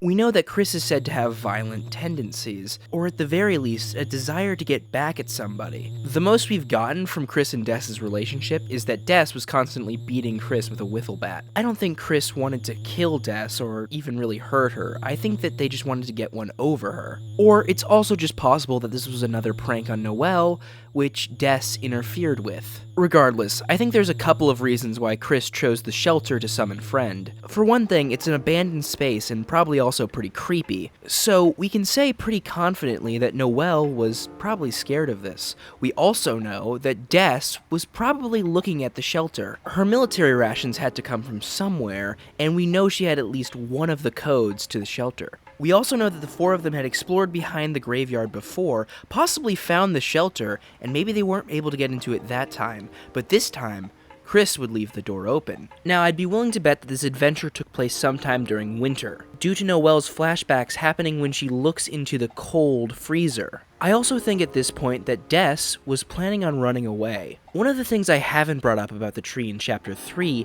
is the ticket. In order to get there, you need to have the trip ticket on you. This is one of the few things the Stalker Philosopher mentions as helping it see the full picture, leading me to believe it might be more important than I first thought. I think this ticket was real, or maybe it was just an idea. I think it was a ticket out of town. I think that it was a ticket that Des had because she was gonna run away. We know that December had struggles to fit in with the Holiday family. We can see this prominently displayed in her room, and in the way she chooses to be called Des and not December. Maybe this was a plan for the future that never truly happened, but either way, she was thinking about this a lot. Now, Kris was planning to use Friend to scare Noelle and possibly Des as well. And Friend, always at your humble service, agreed, but I think that deal came with strings attached. And when they entered the Dark World, Friend had their own motivations. I do think, after all was said and done, that Friend took Des, but I also think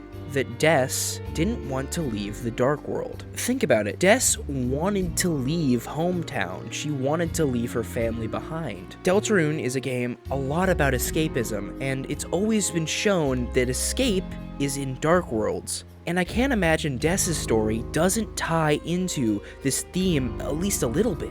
And I think Des, just like Susie after her, didn't want to leave the Dark World. And I think Friend took advantage of that. And one way or another, Des never left that bunker and would become the beast known as the Roaring Knight. Kris would be the only one to know the full story, that it was all their fault. Whether intentionally or not, there was a part of Kris that wanted to hurt Des. Maybe it was just scare her, but it was still hurt her. I think Kris might have eventually confessed their sins to somebody, and that somebody might use their guilt against them. And I think that's where we see ourselves now. And I think that's why Kris backs up when they see the door to the Dark World open, because they've done this before, and it didn't end well. And that's what happened. Wait a minute, if I'm saying Friend's the main antagonist, am I not just contradicting everything I said last video? Ah, fuck.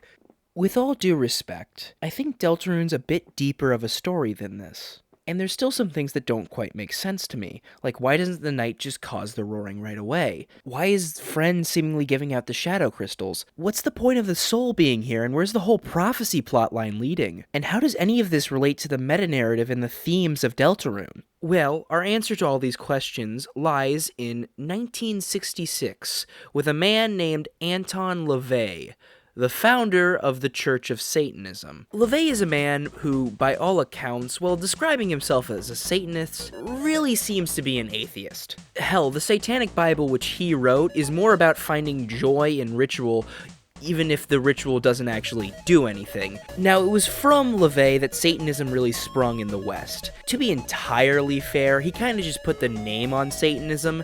It was really Aleister Crowley who did all the groundwork, and it was also just the 60s. I mean, everybody was on fucking LSD at the time. Anyways, what I'm getting to is the idea of atheistic Satanism, which I don't actually have any data to back me up, but from what I've seen, I'm pretty sure is like the majority of Satanists. Anyways, to fully understand what I'm gonna get into here, we need to go even further back to the 17th century, and the publishing of Paradise Lost by John Milton. You see, before this point, Satan as a character was far different than how we perceive him in society as of now. He was less of a ruler of hell and more of a subject to it. Now, it was with this book that changed. John Milton reinterpreted the Bible and turned Satan into more of an anti-hero. Milton's interpretation of Satan is often thought by many to be somewhat of a revolutionary, a symbol for rebellion against tyranny and fight for freedom.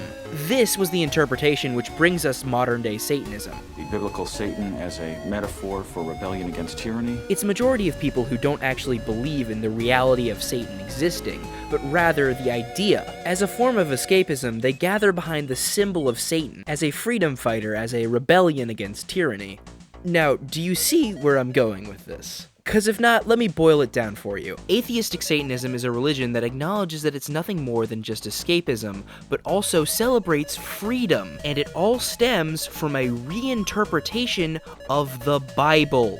I just brought up 3 of the biggest themes of Deltarune. Hell, based on my description, Gerson sounds like a damn Satanist. So I said earlier I wanted to talk about the occult in Deltarune, and that's what we're gonna do right now. So in order to understand this, we need to understand the religion of Hometown, which for the sake of simplicity, I'm going to be calling Deltarune for right now. Deltarune is entirely based off of the prophecy. When the Church Dark World is made, it prominently displays said prophecy, and the hymns we hear at the sermon are just another recap of the prophecy. It's worth noting that Lightners don't have a full picture of the prophecy, and a lot of their religion is based off their own interpretation of the text. One of the more interesting things about Deltarune is the lack of sin. As Alvin says, there is no sin or confession within this religion, which is very interesting. Now, the most common theme I see throughout the Deltarune religion is the release of autonomy, praying for the angel to guide you. If you should let the angel's power light the path you walk, and the heroes will be the ones to save you, because heaven knows it. The most apt metaphor for a religion like this is that of the sheep and the shepherd. It's used a lot in Christianity to say that Jesus is the shepherd and that you are the sheep.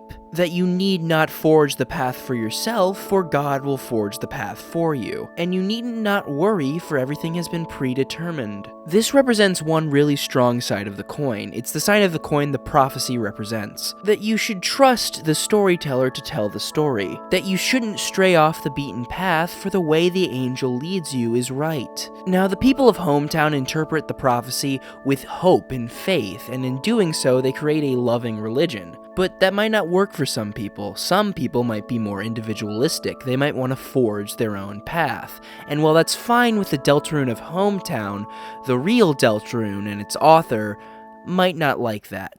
There may turn a point where the prophecy's word will turn cruel and controlling, and the light of the angel will become corrupted. In order to best understand this toxicity that Hometown's religion is capable of, we need to look to the weird route, and Noelle. Noelle is the perfect disciple. She always follows through. Whether it be to her mother, or to fucking Birdley, or to us, she always listens. Yes, the weird route is a fucked up genocide route where you kill everybody, but the main idea of the route is testing devotion. In specific, Noelle's devotion. It's in this route where Noelle is quite literally, as Alvin says, letting the angel's power light her way. Noelle is constantly shown with religious symbology surrounding her, constantly referred to as angel, and she's even fucking crucified by Queen. Her outfit in the Dark World as these white robes is an extremely holy garment, and while Toby wasn't obvious enough to make her a sheep, her status as a deer would still make her considered as a clean animal, as well as that her entire family surrounds the birth of Jesus Christ, aka Christmas. Just ignore the fact it was basically made by Coca-Cola and also kind of stolen from the pagans. Anyways, Noelle is shown to be an extremely holy figure, which is why it's so interesting that the rest of the party are heroes, tend to be the exact opposite. Rousey is a goat, and while it's on the same level of clean animal as a deer, it's more often associated with evil rather than anything else. There's the idea of the scapegoat, the goat that bears all the sins and evil of humanity.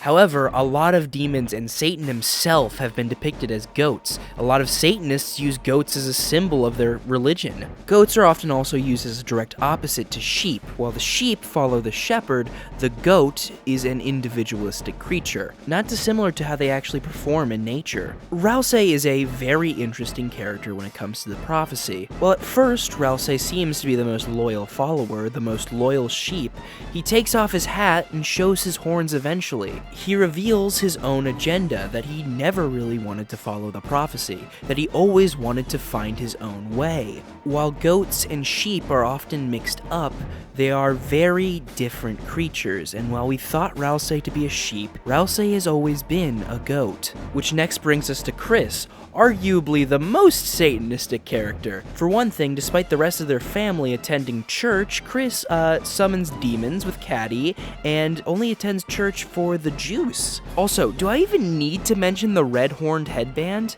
Yes, I know, Kris wore it because of their body dysmorphia and the fact they thought their horns were going to come in and they wanted to be a monster. Yeah, I know all of that, but it's also just like the standard demon costume. Like, the fact their horns are red is a very interesting detail, because nobody else in the Dreamer family has red horns. Kris is the exact type of kid I'd expect to get into Satanism in the late 60s. They're an outcast among their own people who doesn't even feel at home in their own home, and has a deep, crippling desire for freedom. Both Kris and Rousey, not only design-wise, have heavy ties to the Church of Satanism, but also their entire personalities fit the themes of Satanism so well. And then there's Susie. Oh boy, Susie. I'm gonna save her for later. Now, you may be asking, what am I getting at with all of this? Well, there's one thing the Organics said that I've deliberately kept hidden up until now, because I think it makes my point crystal clear. The tale which must be followed. The tale which mustn't be followed. I don't think Toby chose the term pointed tail on accident. For those unaware, pointed tale, T-A-L-E, is a literary term which often refers to a story with a sharp moral. The point, or the moral, of the tale is made very, very evident. And I think Deltarune is that type of story, mainly because Undertale was that type of story. So what is the point of Friend's tale? At this point, I'm not quite sure. But I know that Friend has a point. Friend is more than just some evil demon waiting for the roaring to happen. Look at the pointed tail, and what does it look like? Besides anal beads. Well, to me at least, it's in the shape of a question mark. Questions have come up a lot during this investigation, and none more than when interacting with the Philosophers. They're constantly asking questions, and they're constantly asking riddles, and they're questioning what the real nature of the prophecy even is. The Philosophers aren't sheep, they're demons. And I think the question that Friend is asking, maybe the question that they're all asking, is whether or not we only need one ending. Whether or not they should get to decide it. Here's the thing, I can't think of anything more Deltarune, more Toby Fox, than a villain who's been built up to be this big villain, this main antagonist, who's been told to be this villain, and who doesn't want to be. And I think that is who Friend is.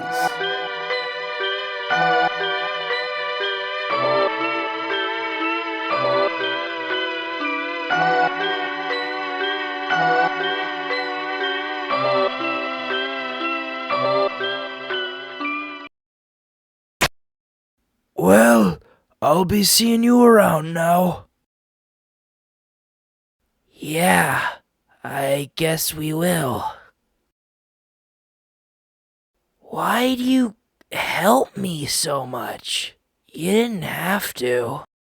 You reminded me a bit of somebody I used to know.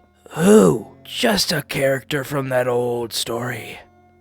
Lord of the Hammer? Huh. hell if I'm reading that. Wait a sec. Isn't that what Dragon Blazers was based on? Yep, and so they changed parts of the story. Of course, the biggest fans got mad. But isn't that interesting? The book was already just an interpretation of something else. Stories can be retold, they can be changed. That's what I believe. Huh.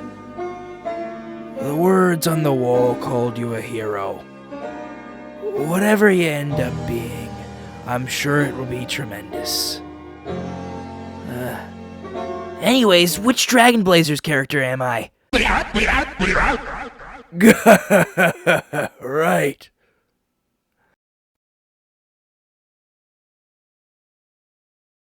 You are the dragon. That's what I was hoping. Alright, it's time to talk about Hi, mate. Oh. Hey, Jeff. Well, what you up to over here? You know, I'm doing that big thing talking about earlier. I'm so sorry. Am I interrupting? I didn't mean to interrupt you doing your thing. No, it's fine. I can leave Trust for me, big things. I didn't mean to interrupt. It's fine. We can talk. Oh, okay then. Well, it's always good to talk with my buddy. Okay, yeah. Well, what was it that you wanted? Well, I just wanted to see if you were free Saturday. Maybe. What's the occasion? What are we doing? Well, me and a few friends were gonna have a potluck. I thought I might invite you. Yeah, no, I could probably make some time for that. It's just, do I have to cook? Or... No, you don't have to cook. I mean, it's customary, but you don't have to. You know, I understand if you're busy.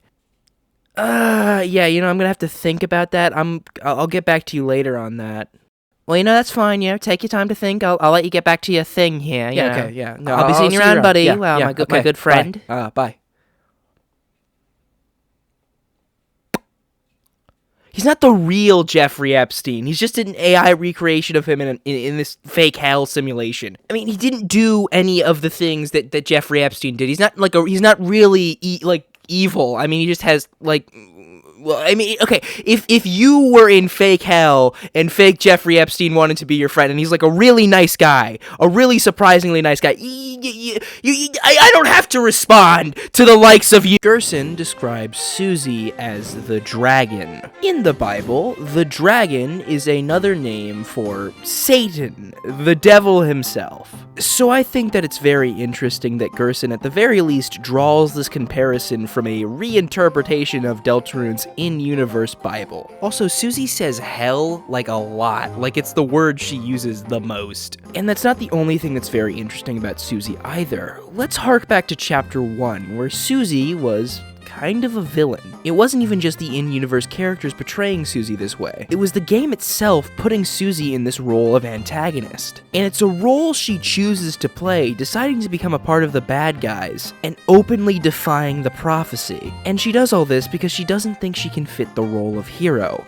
and it's not an expectation that anybody else has of her either. Everybody in Hometown, excluding maybe Toriel, has viewed Susie as a villain, a bully, a bad guy. But all it took was one reinterpretation of Susie's character, one person to tell her that she was a hero, for her to eventually become said hero. Susie becomes reinterpreted not only in Kris and Rousey's eyes, but also in our eyes. Our first impression of Susie is challenged as we learn that stories can be reinterpreted. People aren't always who we see them to be, and our expectations of who they are often shape them, but we can change our expectations to make them better. I think this is exactly what's going to happen with Friend. Friend is being set up as this scary character, this stalker who took deaths, this villain of the prophecy who's going to cause end times. Friend is being set up as a villain, not only by the prophecy, but by us and the game of Deltarune itself. And I think a large part of Friend's story is us learning that that's a misinterpretation of who they are. Here's the thing. You may have noticed I've been using that word interpretation a lot recently, and it's because our interpretation of things is one of the most important themes to Deltarune, at least in my opinion as of right now. You might not have even noticed this until Gerson brought it up in Chapter 4, but interpretation is everywhere in Deltarune. Hometown's religion is just a reinterpretation of the prophecy, which itself is a reinterpretation of the Deltarune from Undertale, and from Hometown's prophecy we get Lord of the Hammer, from Lord of the Hammer we get Dragon Blazers, from Dragon Blazers we get Cat Petters the RPG. But it doesn't even stop there. The Forgotten Man and the Tree are reinterpretations of Kris's traumatic past, and the Egg Rooms are reinterpretations of Kris's childhood. Kris themselves is a person who can only communicate by reinterpreting our commands. The ending of Chapter 1 is almost entirely dependent on the Darkner's interpretations of you. Both King and Queen reinterpret the night and their motives to fit with their own agenda. Ralsei is a reinterpretation of Asriel, and Birdley's entire existence revolves around how he's interpreted by people. The Legend of Tenna is a reinterpretation of another game. The Philosophers all interpret those turned to stone to be their ancestors. Burger Pants interprets a worldview where he is somehow not getting catfished. And even the man telling us about reinterpretation is himself, just like every other Darkner, an interpretation of something else. In this case, the interpretation of a man who's long gone dead. Hell, Deltarune itself is a reinterpretation of Undertale! Trust me, I could go on and on and on with examples of this because it is everywhere. And I think the most prevalent form of this is when reinterpretation actually takes physical form. That being... or Nightmare. I think that's more of an appropriate name. Wait, I already said this earlier. I'm gonna come right out and say it. Nightmare is a reinterpretation of Friend. Just like how every other enemy seems to be an interpretation of somebody that we've met before, I think Nightmare is an interpretation of Friend. I think Nightmare is very specifically Kris's interpretation of Friend. Kris's fear of who Friend is, and of who they are. Not only does Iram represent the demon that Kris summoned all those years ago, but also the person Kris was when they summoned that demon. The person who Kris fears they are. The kind of person who enjoys suffering of others. This is exactly what Iram wants Kris to be. Like the fucking Palpatine to their Vader. This is who Kris remembers and interprets Friend to be. A demon summoned in the shelter who Kris fears they might have more in common with than they may want with a literal demon. Now this might be a bit of a stretch for some people, and I understand that, but to me at least this makes the most sense for who Iram actually is. Most people already believe that Iram represents a dark side of Kris because their dialogue kind of makes that obvious, and we've already established the concept of abstract Darkners existing, so it's probable that Iram's another one of them. And all of this takes place in the bunker somewhere Kris really doesn't want to go, and it harks back to roots heavily, and this fits perfectly with the theme of interpretation, which as I've pointed out is everywhere. This entire section of the game feels like it's Kris dealing with the demons of the past, and I feel like this interpretation of Iram's character is the natural accumulation of where this was going. And I'm also kinda sure of this because this isn't the only time this has happened with Friend. Let's talk about Mike. The Mike room in Chapter 4, as well as just the concept of Mike in general, is one of the strongest places where the theme of interpretation shows its face. If Iram is the manifestation of Kris's interpretation of Friend, then Mike and the Mikes are our interpretations of Friend. I mean, this is quite literally the case. Everybody under the sun has determined the Mike room to be referencing theories that were about Chapter 4, and specifically about Friend. The theories about Friend being a cat, a cowboy, the Chapter 3 final boss, or just a microphone. They're all here, because this is Toby referencing our interpretations of what we thought the character would be. If this theory is true, I find it very interesting that Friend is constantly being reinterpreted and misinterpreted across the game. Again, it all comes back to interpretation, and I think the way Friend is interpreted is very important. To the prophecy, a villain; to us, a strange, enigmatic figure, and the way the heroes will interpret it has yet to be seen, but I think Friend interprets themselves not as a villain, because they don't want to be. I think Friend is the tale that mustn't be followed, the one who's trying to reinterpret the text, trying to make something new, and I just find it hard to believe that they're the bad guy, that despite their menacing aura, that there isn't some good inside of them. Anyways, one of the benefits to taking so goddamn long to make this video, who the fuck am I kidding? It's been 3 months. This was supposed to be done in what? I had other things I wanted to do. It's a goddamn new year. Is that I was proven right. That didn't edit together quite well as I thought it would. Whatever. Anyways, in Toby's 2025 winter newsletter, we got this.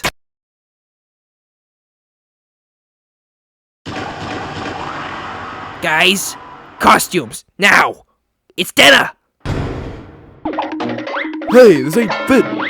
Who cares, Rubber Brain? Just put it on!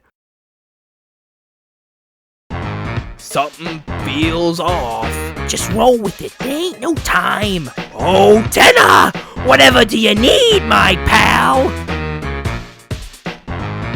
Hey, Tenna, you's wearing the wrong costume too. That's not Tenna, you idiot! Why the heck you knock like that? You made us dress up! And you! Are you ever gonna take that thing off? Hey! Hey! I'm talking to you! You... What's your name again? Look, I'm not calling you that. Can't we just call you... Pluie? You want us to call you Pluie? You're Mike! Pluie's the name of the minigame! Look, Oh no. Hello! Someone needs a little antenna massage. It's Tenna! Everyone get your costumes on! Now you! Oh, where are you?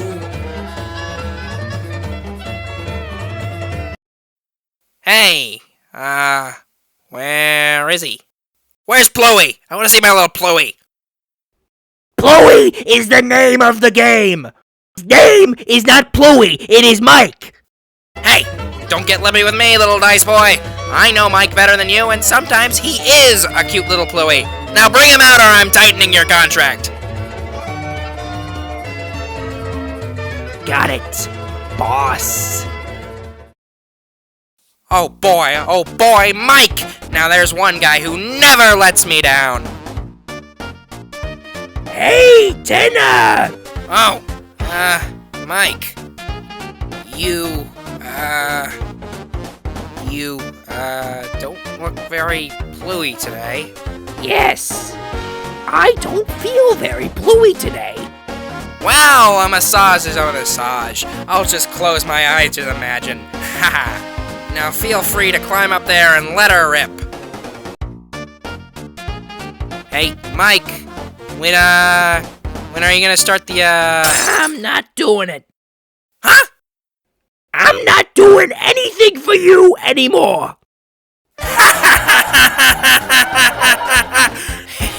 You always were a jokester, Mike.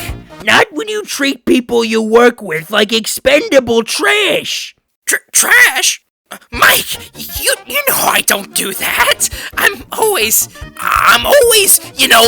adding lots of little bonuses to their contracts. You know, paid fruit flavor vacation, leftover globby slime, you know.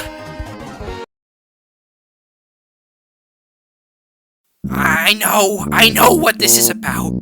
You told me you had a bad feeling about that contract, that he wasn't supposed to sign it, that he couldn't. And if he did, something terrible would happen. And even though I knew that, I still made him do it anyway. But how could it be my fault? I needed to be big! I needed it just as much as anyone else! How is it my fault he ran out on me? I could have helped him! I would have! We could have been big together! You cared about him too, Mike. That's why, since then, it feels like you're not really here. Everything is fake. When the curtains fall, everything just feels like playing pretend. You know what I mean, Mike?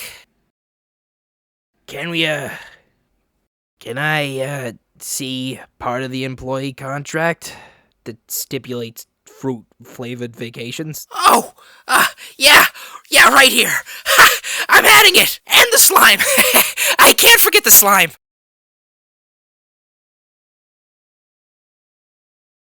I can never forget the slime. You know, I think I need to go get more Pluie. Great idea, Mike. Great. Kris? I don't know if it's just me, but the size of Mike's ass seems variable lately. Keep an eye on that for me.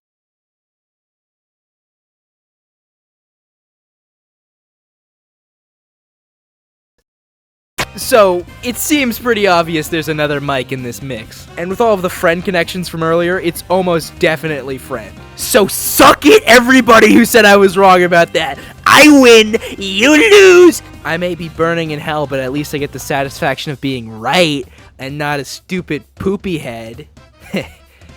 Oh, so this is why I ended up in hell. So there's a couple things that are interesting here. The one thing I actually was wrong about is that it seems Tenna was in contact with Mike. And once that contract was signed, it wasn't just Spamton to run away, but Mike completely ghosted Tenna as well. So, wait a minute, what was the problem with the contract? Because Tenna already knew Mike, so if that was Spamton's connection, what was the problem there? Spamton was somehow given a cheat code. Probably by friend. This cheat code just allowed Spamton to get infinite sales and infinite success. There's nothing Tenna could have offered Spamton that Spamton couldn't get himself. Tenna acted with greed, but Spamton didn't. Spamton signed the contract for Tenna, but the consequence of that uniformly was that Mike went away for both Spamton and Tenna. Almost like there was something they were running away from. Like, Spamton's status as a big shot was a glitch in the system, and if that glitch spread, it would be noticeable. And when that contract was signed and a more important character, like Tenna, was starting to be affected by this glitch, it's almost like somebody would have taken notice, and that somebody would have taken out the glitch. And whoever caused the glitch would be in big trouble.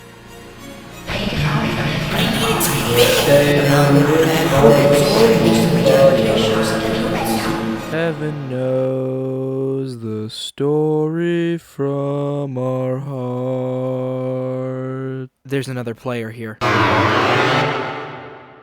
Alright, so welcome to the intermission. This video is fucking massive, like way bigger than I thought it was gonna be. So congratulations on making it this far. You either have absolutely no life or you're just doing something else while this plays in the background. But you know, either way, take a break if you have it. Go watch the new Markiplier movie if you have the time. God knows I didn't. Or you could watch episode 1 of the IDKWTC show. It's a mouthful name, I know, but I cannot plug this thing enough. This is my for real passion project, and the algorithm just did not like it. So if you like the stuff I do, or you're just even remotely interested, I'd recommend you go check it out. I think it's pretty good, and it helps to support this channel and do the actual things that I want to do with it. So, what else do people do during intermission? Oh, wait, no, I'm fading away. Here I go. Goodbye.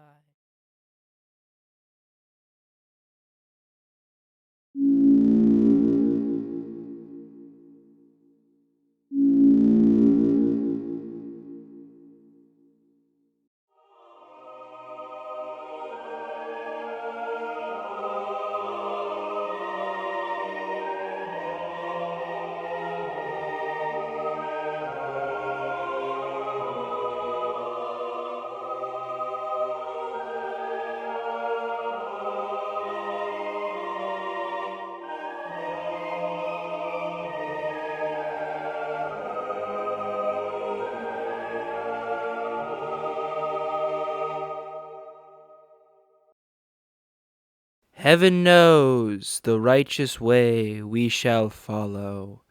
Amen. Oh, there's like nobody here. Bah! It's a little out of place, but it works.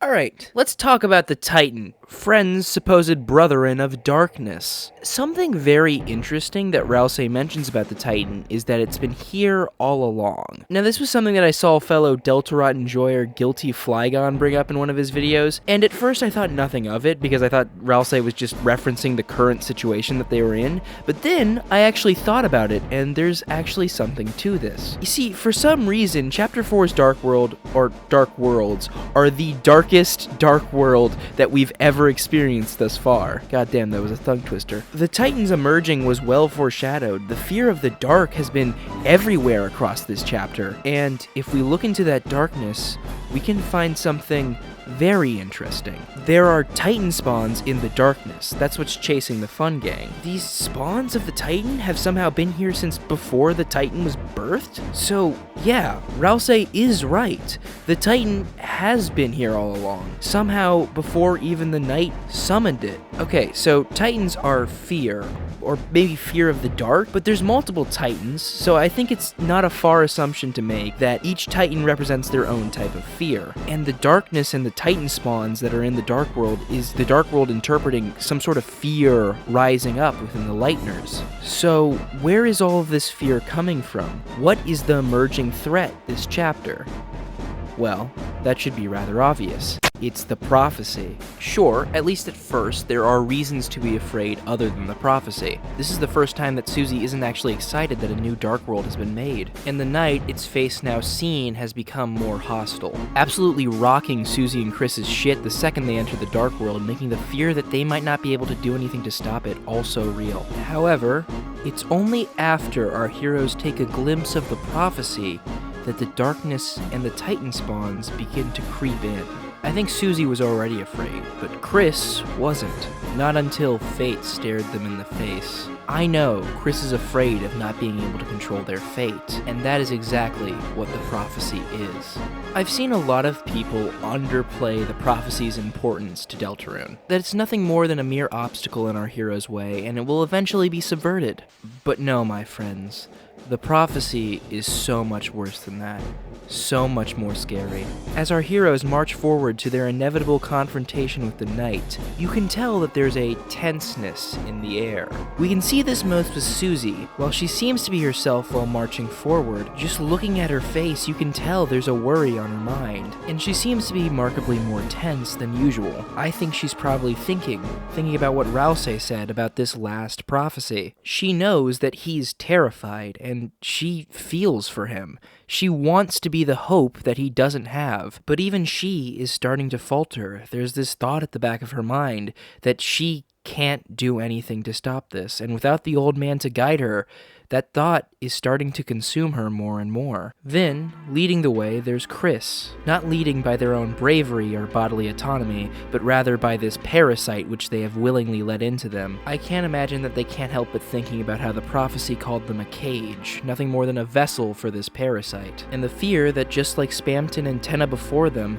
once they are no longer of use, they will just simply be thrown away. They look back on Susie's hope to help them, but they can't help but think about all the ways that they've betrayed her. It's these thoughts that are crossing the hero's mind as that fountain is formed. I believe even the one who formed it is having those same fears as well. And it's from all these fears that the hatching Titan feeds as it takes its form of the Guardian. The Guardian is a very interestingly designed character. As we've established, darkness and things that stem from the depths have a nature of being unholy. Yet the Guardian basks itself in white light with the wings of an angel. It's interesting, because it's imitating the exact opposite of what it really is. The prophecy is an incredibly holy text, and because it was formed from the fear of it, the Guardian takes its form as incredibly holy. But it's within this fight that the real angel is revealed.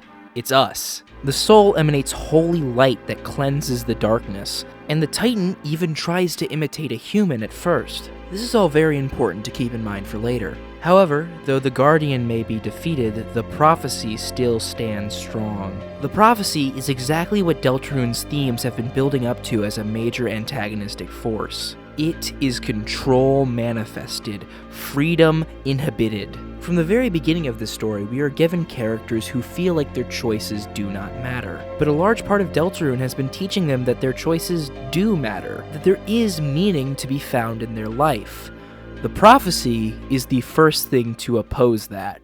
And well, sure, the final prophecy seems to be the biggest problem the heroes have with it. The prophecy as a whole is everything the heroes should be fighting against. It is the strings that held Spamton back, the soul that controls Kris's movement, the people who told Susie who she had to be, and the reason why tomorrow won't be the same as yesterday. While Friend may be the main antagonist of the prophecy itself, or whoever's manufacturing it, is the main antagonist of Deltarune. It's also very disconcerting that everybody who seems to know their shit about the future has become a full-on nihilist. Rousey, who basically has the prophecy tattooed to his brain, while he may be the least nihilistic out of those who know, he still has his issues. Rousey seemingly has this inherited belief that darkners do not matter. Now, Rousey isn't a full-on Uncle Ruckus, mind you. Most of this is directed towards himself. Rousey seems to really believe that he doesn't matter in the long term. Despite the fact the prophecy tells him that he's a hero, that doesn't really seemingly matter to him. He summarizes his philosophy pretty well at the end of chapter 3 when he says,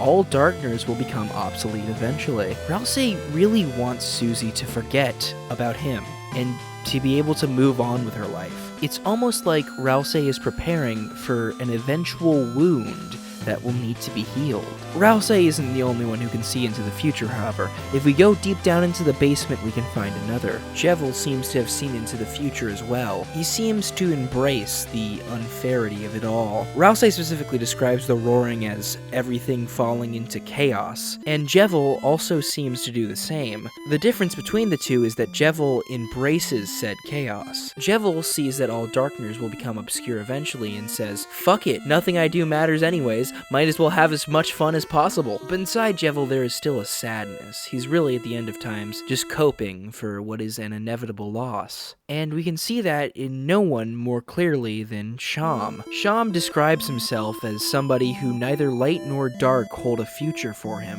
He's completely given up on that future. He says eventually that you too will see the futility in your actions and that you can toast to the end of the world. However, that's at first. After you defeat the knight, Sham sees something new. He's almost confused by it. It must have been so long since he felt it, but it's hope.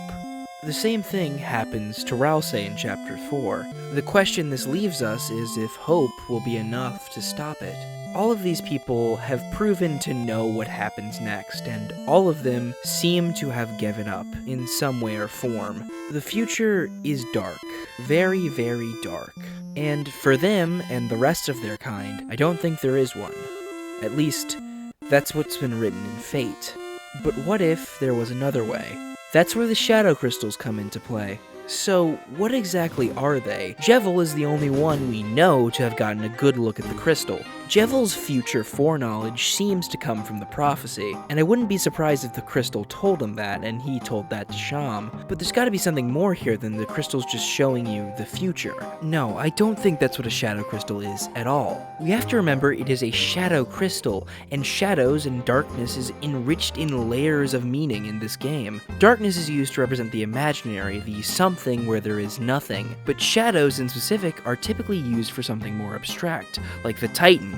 It's also notable that there are 5 shadow crystals, and their corresponding holders seem to match with the 5 stages of grief. Jevil is quite clearly denial, doing everything he can to avoid the problem. Instead of dealing with the loss, Jevil loses himself in chaos, because it's much easier to say that you're invincible than to actually face the pain you're feeling. Jevil says he can do anything, but that's not true. Jevil knows how powerless he is, and that's ultimately terrifying. Spamton is quite clearly bargaining, in every way including literal. He will grasp at even the thinnest of straws for just the smallest chance of freedom. He's practically begging almost anyone just to buy the cheapest shit that he has. Spamton cannot and will not accept his situation. He always thinks that he's just one step, one deal away from becoming a big shot, regaining what he's lost and forcing all those smug pricks who look down on him to acknowledge his success, something that will never happen. The knight, while being by far the hardest to pin down,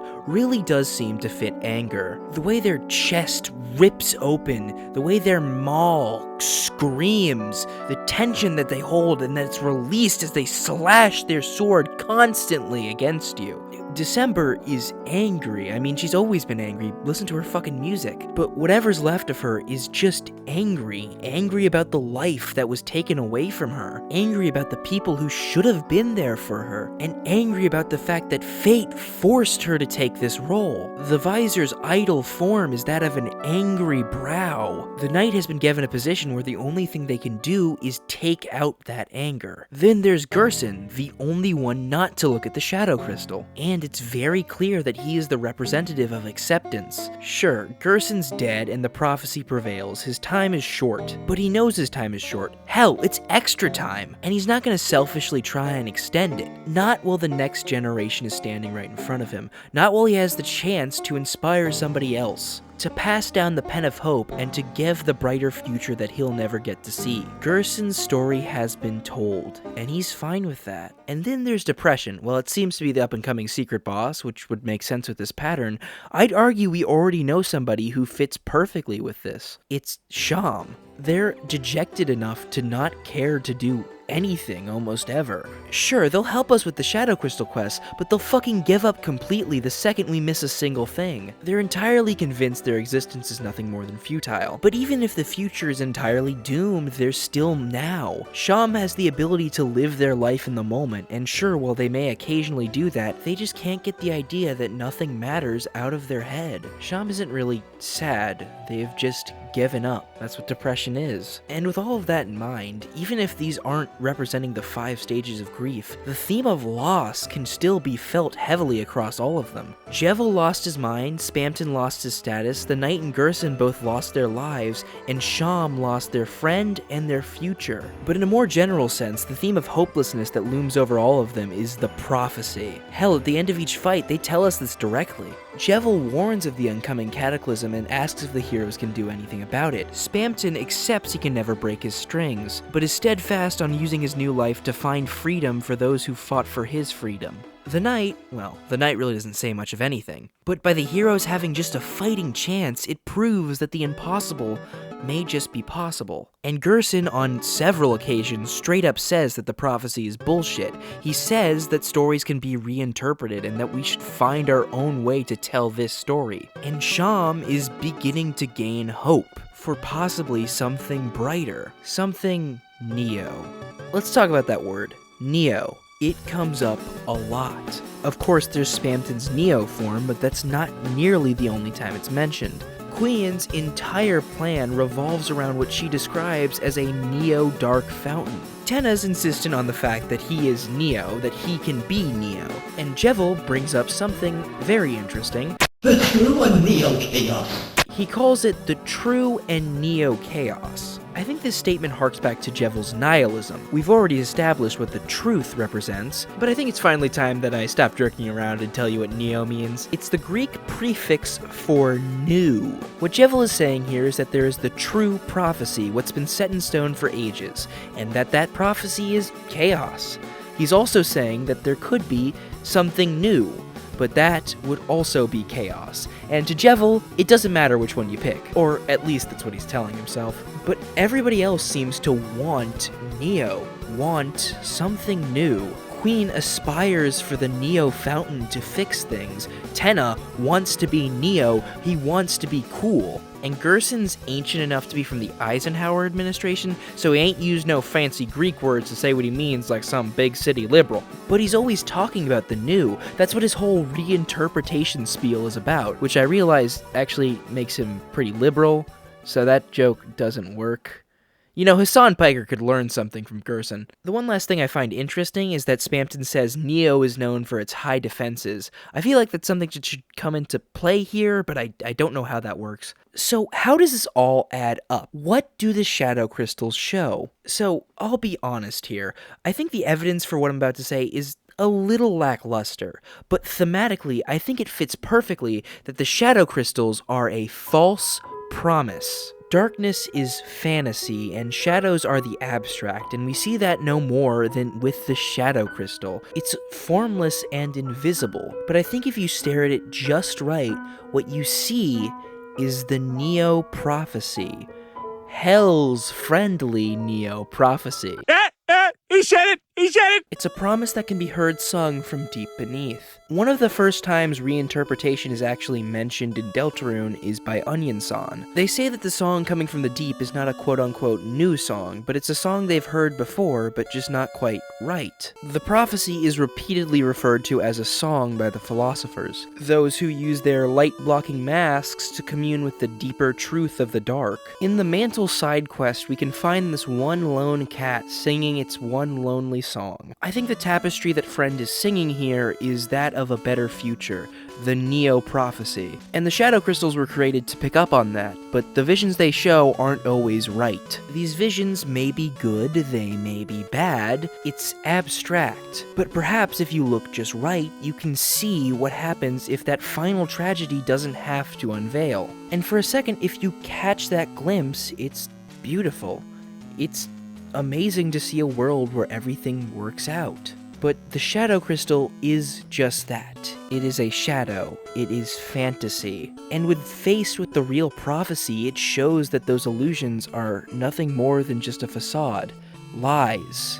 They're not the truth. Imagine something you've lost in your life.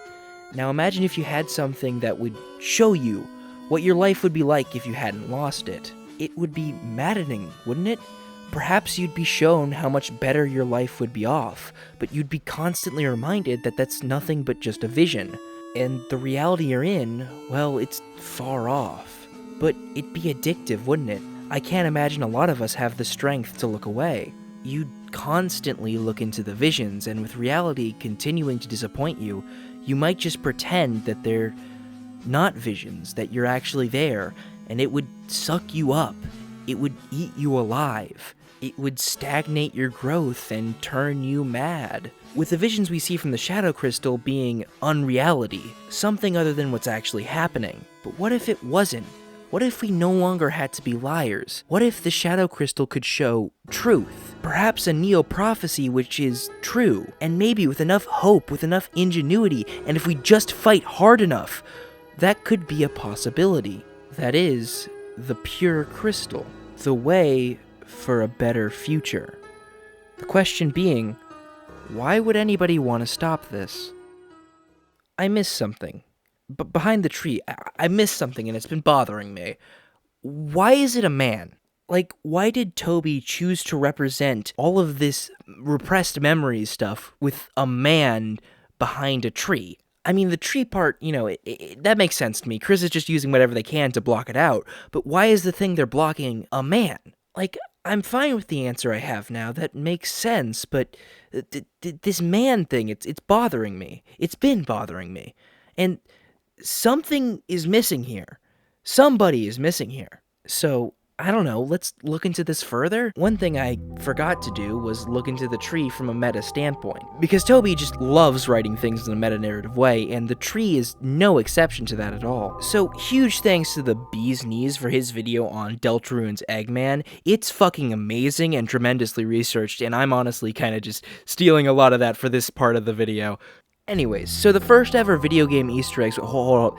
Corporations are evil. That's required knowledge for this, by the way. You need to know that. Anyways, in the early days of video gaming, game companies, in order to prevent the poaching of talent, would not credit the game devs who actually made the games that they were selling. Because we can't pay our workers above the minimum wage. I mean, they had these poor fuckers locked up in the basement and they were still worried that Jim Balsley was gonna come in and steal their entire workforce. They wouldn't credit them on the box, they wouldn't credit them to outside sources, they wouldn't credit them in the in-game credits, they wouldn't credit them in the game at all. Or at least that's what they thought. You see, because our game dev forefathers locked in the basement and just wanting to have their goddamn name on the work they bled for, had an idea. Wait a minute, these fucking executives don't even know how to play these games. So they hid their names deep inside of the game where the managers and executives would never find them. But the gamers would. This was the first ever video game Easter egg. Since then, Easter eggs have been a proud tradition shared amongst game devs, and a way to get your game inevitably featured on somebody's YouTube channel when they find the Simpsons port you hid inside of it. The point being that Toby Fox is 100% one of these game devs. Toby Fox loves Easter eggs, like more than any other game dev that I know. And that's the career I'm going into. That's right, I'm gonna be terminally unemployed. Just like the Instagram Reels told me. me to. Toby's kind of a purist when it tends to Easter eggs. In a lot of interviews, he's shown how he yearns for a time when video game secrets were, actually secret instead of being plastered on your fucking YouTube homepage like 79 fucking times the second the game is published. And I think Deltarune, more than anything else Toby Fox has worked on, takes so much joy in those secrets. The secret bosses, the egg rooms, friend, and don't even get me started on the weird route. It's all stuff kind of intentionally designed to remind you of hearing about Herobrine in Minecraft, or the Mew under the truck, or Elle is real, and all that shit. Or if you're too young to remember any of that, because 2016 was 10 years ago now? Jesus fucking Christ. I don't know, when you hear about the fucking Skibbity Toilet event in the Steal a Brain Rot Fortnite edition, or whatever you fucking kids do. Well, I don't think the tree is created as purely a reference to Easter eggs for Easter eggs' sake. I'd be hard-pressed to say that there's nothing metatextual going on here that's harking back to those forgotten men and women who built the games that built the man known as Toby Fox. But I'm still not sure how this all fits together. Let's see what else we can find. Well, if the metatextual fails me, maybe I should go to something that could be considered to be the exact opposite. The Bible. Abrahamic religious shit has helped me figure out a lot of stuff thus far, so maybe it'll help here too. So, I actually did find something rather interesting. The number 666 in the Bible is used for mainly one thing, that being revelations. It doesn't actually have anything to do with Satan, as popular culture would have you believe, but there is one strange verse about it, where the Bible calls, I'm just gonna quote this directly. Revelations 13:18. Here is wisdom. Let him that hath understanding count the number of the beast, for it is the number of a man, and his number is 666. I genuinely cannot express how pissed off I am that Spooky Dude beat me to this in fucking Deltarune 6-7 video. Do you know how long I've been sitting on this little piece of information? It's like 2 years I've been sitting on this. I've been waiting to reveal, and goddamn it, it's the 6-7! 6-7! A man's number. And whoever exactly this was referring to has been lost to time, forgotten. Now, a lot of people have assumed that this man is just referring to humanity in general, because there's a lot of evidence in the Bible to back this up. But others have had this conspiracy theory about this forgotten man, this man who was lost to time, that maybe he was somebody important. A forgotten man, if you will. Huh. I've heard that somewhere before. I mean, not from Deltarune, oh yeah, Toby Fox talked about that. Has anyone noticed the translation in Earthbound Beginnings? The stilted, outdated word choices make everything feel extremely surreal, and kind of scary. I think this is great and lends the game a unique atmosphere compared to Earthbound. I think the best example is the Forgotten Man of Magi Kant. In the Japanese version, he's a slightly tough guy who just considers being forgotten his hobby, and by paying attention to him, you're getting in his way. In the English version, due to the phrasing and some slight mistranslations, he instead sounds like a meek and pathetic man who wants nothing more than to give into his own loneliness and depression. He easily has the most depressing monologue of any character on the NES, making him, ironically, maybe more unforgettable than the Japanese version. I'm a forgotten man. I'm not really here. You don't notice me. Please ignore me. I am a man who does not exist. You talk so kindly. I don't know what to do if I miss people. I cannot live alone anymore. My conversation is always a monologue. I've been alone since the moment I was born. Lucky, unlucky, it makes no difference to me. Sometimes even breathing becomes too much. Why do you insist on talking to me? Are you a forgotten man too? In Undertale, if you're in Waterfall and you have the fun value of above 91, you can run into this. Have you ever thought about a world where everything is exactly the same? Except you don't exist. Everything functions perfectly without you. The thought of it terrifies me. An umbrella? But it's not raining. That does make me feel a little better about this. Thank you. Please, forget about me. Please, don't think about this anymore. Just forget about us and make some real friends, okay? This is Goner Kid, and our first introduction to that word, Goner. Since then, it's become synonymous with the monochrome gray characters that you can find in not only Undertale, but Deltarune as well. They're something that's not supposed to be there, and yet they are. The literal manifestation of a mistake. And I find it very interesting that being drawn in gray or a monochrome color palette is continually mentioned in these egg rooms. So, what is a goner? Well, I think Goner Kid describes it to us outright. They're a character that just doesn't exist. Or at least they're not supposed to exist. Not supposed to exist in the light world or the dark world or the game of Deltarune itself. Their very existence in the game is a glitch in the system that they shouldn't be there. Goner philosophy dictates that there is no point to their existence and that they should simply be forgotten about. A large part of me thinks that December Holiday, the night, is a goner. She's supposed to be dead, and yet she isn't. She's not supposed to be here.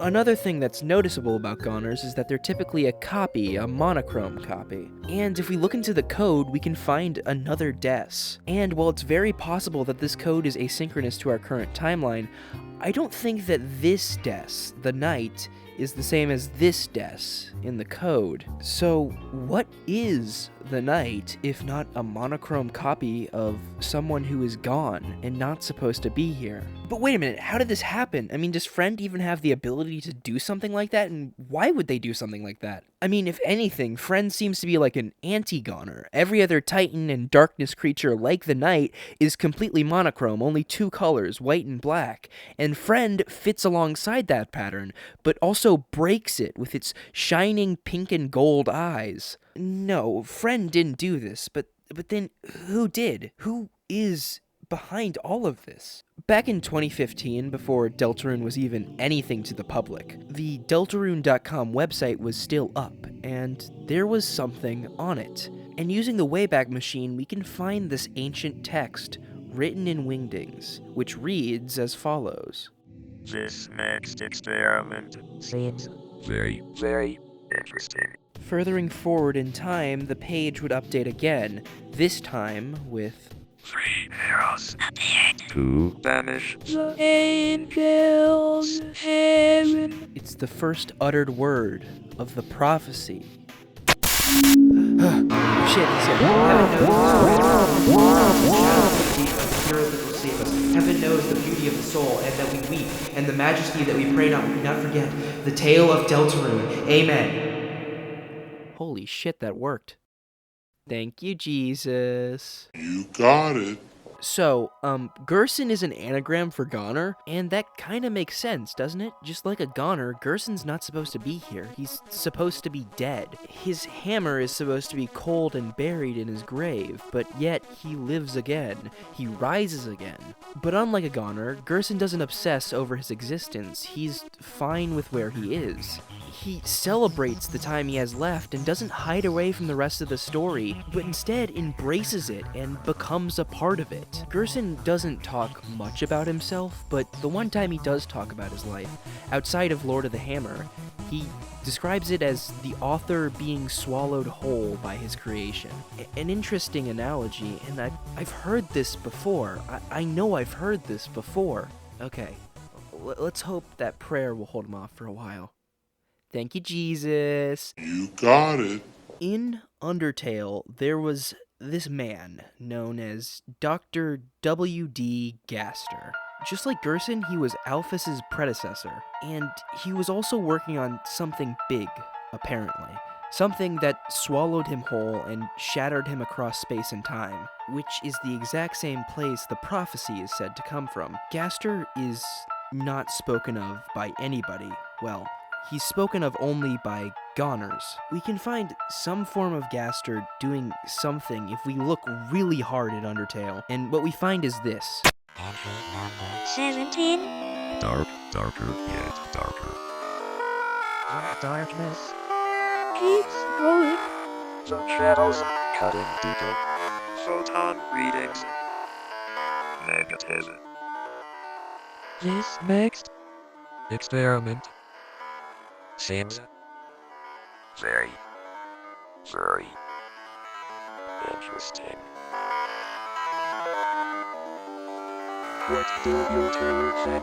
It's been determined that what Gaster's talking about is clearly dark worlds and darkness, perhaps the creation of the depths. The first track we hear in Deltarune is called Another Hymn. In Undertale, the track Hymn was also labeled as Gaster's theme by a sound test room. I heard somewhere that all copies are monochrome. Not only did Gaster most likely write this prophecy, his stilted delivery fitting that of the prophecy's stilted delivery, Gerson's story being an analogous metaphor for Gaster's story, the two authors who were swallowed by their work. But he's also been running the strings since the very beginning, or at least that's what I would say if this was Gaster. Gaster died, and his consciousness was scattered across time and space. Like the author who was swallowed into his own work, every piece of Deltarune is a piece of Gaster, just like every piece of a story is a reflection upon the person who wrote it. Now, this is what happened to a majority of Gaster's consciousness,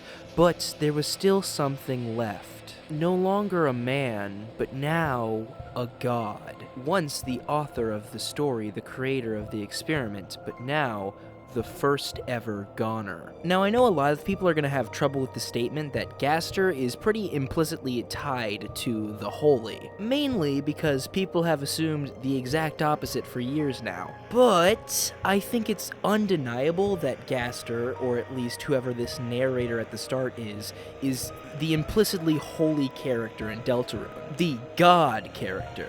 And there's a lot of reasons why I say this. For starters, it seems like Gaster wrote the prophecy, the most holy text in the entire game. One, which the Lightner's hymn describes as being written by heaven. He also summons us, the angel, and the only being higher than the angels is God. And like the angel, Gaster emanates holy light. The one thing we've been explicitly told and shown to be holy is light, opposing the dark. And we see this every single time Gaster speaks to us. He is the voice that was glowing. The mere sight of his words emanate with holy light. He is everything the Guardian was trying to imitate. Gaster is constantly being referred to as him rather than his actual name. To me, this seems to be a reference to biblical God as well. Many cultures see his name as too holy to ever utter, and a lot of the time, God is simply referred to as him or he. Honestly, thinking about the egg rooms in this way, it kind of reminds me of the burning bush, the way that God reached out to Moses in the beginning, a totem that God communicates through with his divine will. Now, I'm not saying Gaster is the Eggman. I think these two are very different,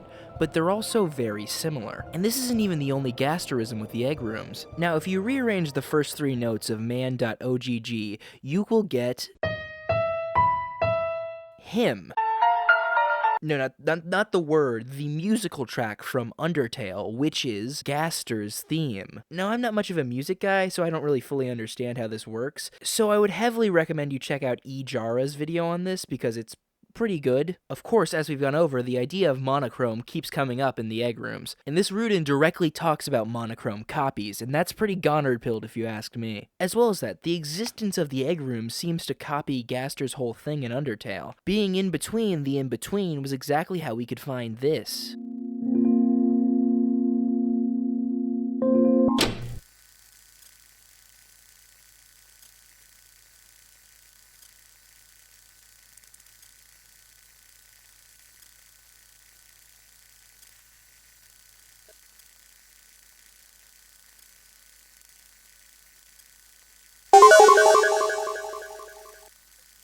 What most people have assumed to be Gaster's true form goes by the name of Mystery Man in the files. And that answers my question. That explains why the man is a man behind the tree. It's Gaster. Gaster, more than any other character, is referred to as a man. The gendered dialect, most likely as a reference to Christian God, is very common when it comes to this character. And with all that in mind, I think I can answer those riddles from earlier. So to be fair, I actually have to give credit to Redacted Atlas for solving this. He did a great job of solving something that I am honestly envious that I didn't see. And that is that the answer to the first riddle, what do you call a man with just one eye, is him. And I was a fair bit skeptic at first when I saw this, because they don't use I the letter in the riddle, they use I the word that refers to eyeballs. But the more I've thought about it, the more it makes sense. This riddle kind of works perfectly if it was in spoken word. And if Toby did just put the letter I there, we'd solve it fucking instantly.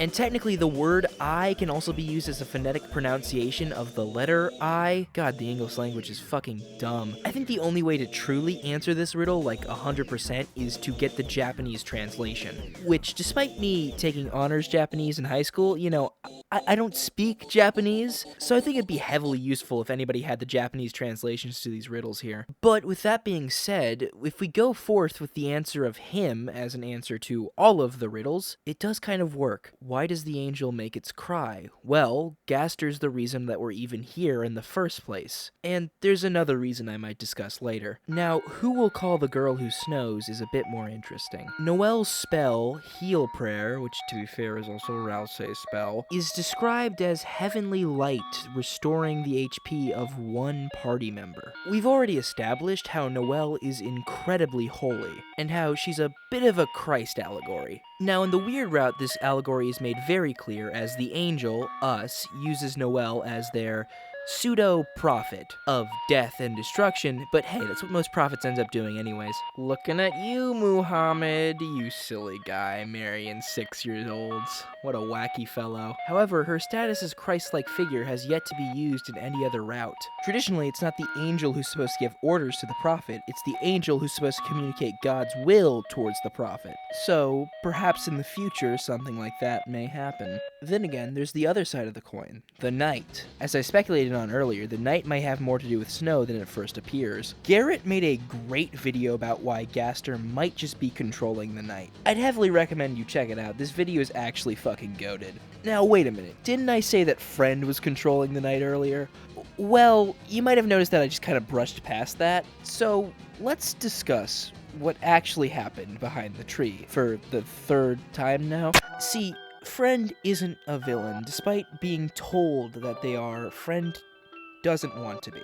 And Friend's first evil act in the story, taking the life of a young girl for their own selfish freedom, isn't something most people can do. It takes a specific type of vile to commit such heinous actions. And despite what the words on the wall said, that vile was not inside of Friend. I said earlier that Des didn't want to leave the Dark World, and I'd like to elaborate on that. You see, Des was a free spirit, rebellious at nature, and not one to take shit from anybody. When Des entered the Dark World, she found a place where people didn't expect a certain way of her, where people didn't tell her who she should be. She found a freedom in this new world where she could truly be herself for once. And I think after experiencing that, she didn't want to go back to the controlling life her mother had built for her. And that action took a lot of bravery, and such rebellion is inspiring. It's infectious to a certain point. And then there was Friend, somebody for who its entire existence was defined by being told that you're the bad guy, being told you have to be the villain. And I think that infectious attitude may have rubbed off on him, and Friend decided to make a choice for itself, and before it even started, the prophecy was broken. But that's not how this story is supposed to be told. Spamton was just an everyday Addison like the rest of them. He was designed as a somewhat comedic relief character. He was the Addison who couldn't sell, couldn't make any sales, and a couple funny lines would come from that. Ultimately, he wasn't really that important at all. If he were to disappear, the story itself wouldn't really change. But somebody watching took pity on him. They felt for him in this never-ending comedic failure that fate had forced him into. And if nobody noticed he was gone, maybe nobody would notice if he was a big success. So, they helped him. They let him be on top of the world. However, he started to make friends that were also on top of the world. Important friends who actually mattered to the story, and he wanted to share his success with them. But once the strange occurrence of Spamton's success happened to somebody more important, it was noticed. And once the story started to be seriously affected by this, it was shut down. Onion-san, living a lonely life in the ocean, one day heard a song coming from deep beneath. From this song, Onion-san may have learned interesting things about freedom and fate. And when Onion-san finally found a friend, they wanted to tell them what they had heard about this freedom and fate, and they were excited to continue their conversation tomorrow. But when their friend came back tomorrow, Don't wait. Especially the doubt. Onion-san was not there.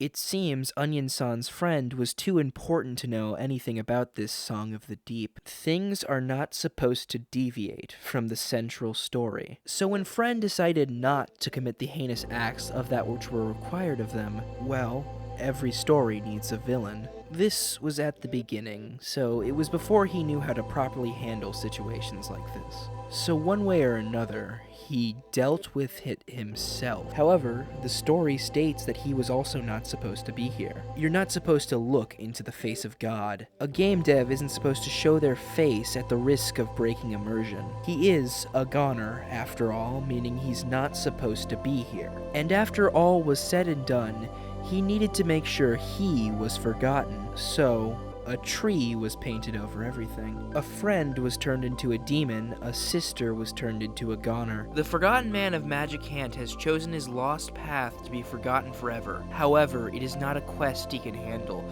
for no mere mortal could survive this pilgrimage.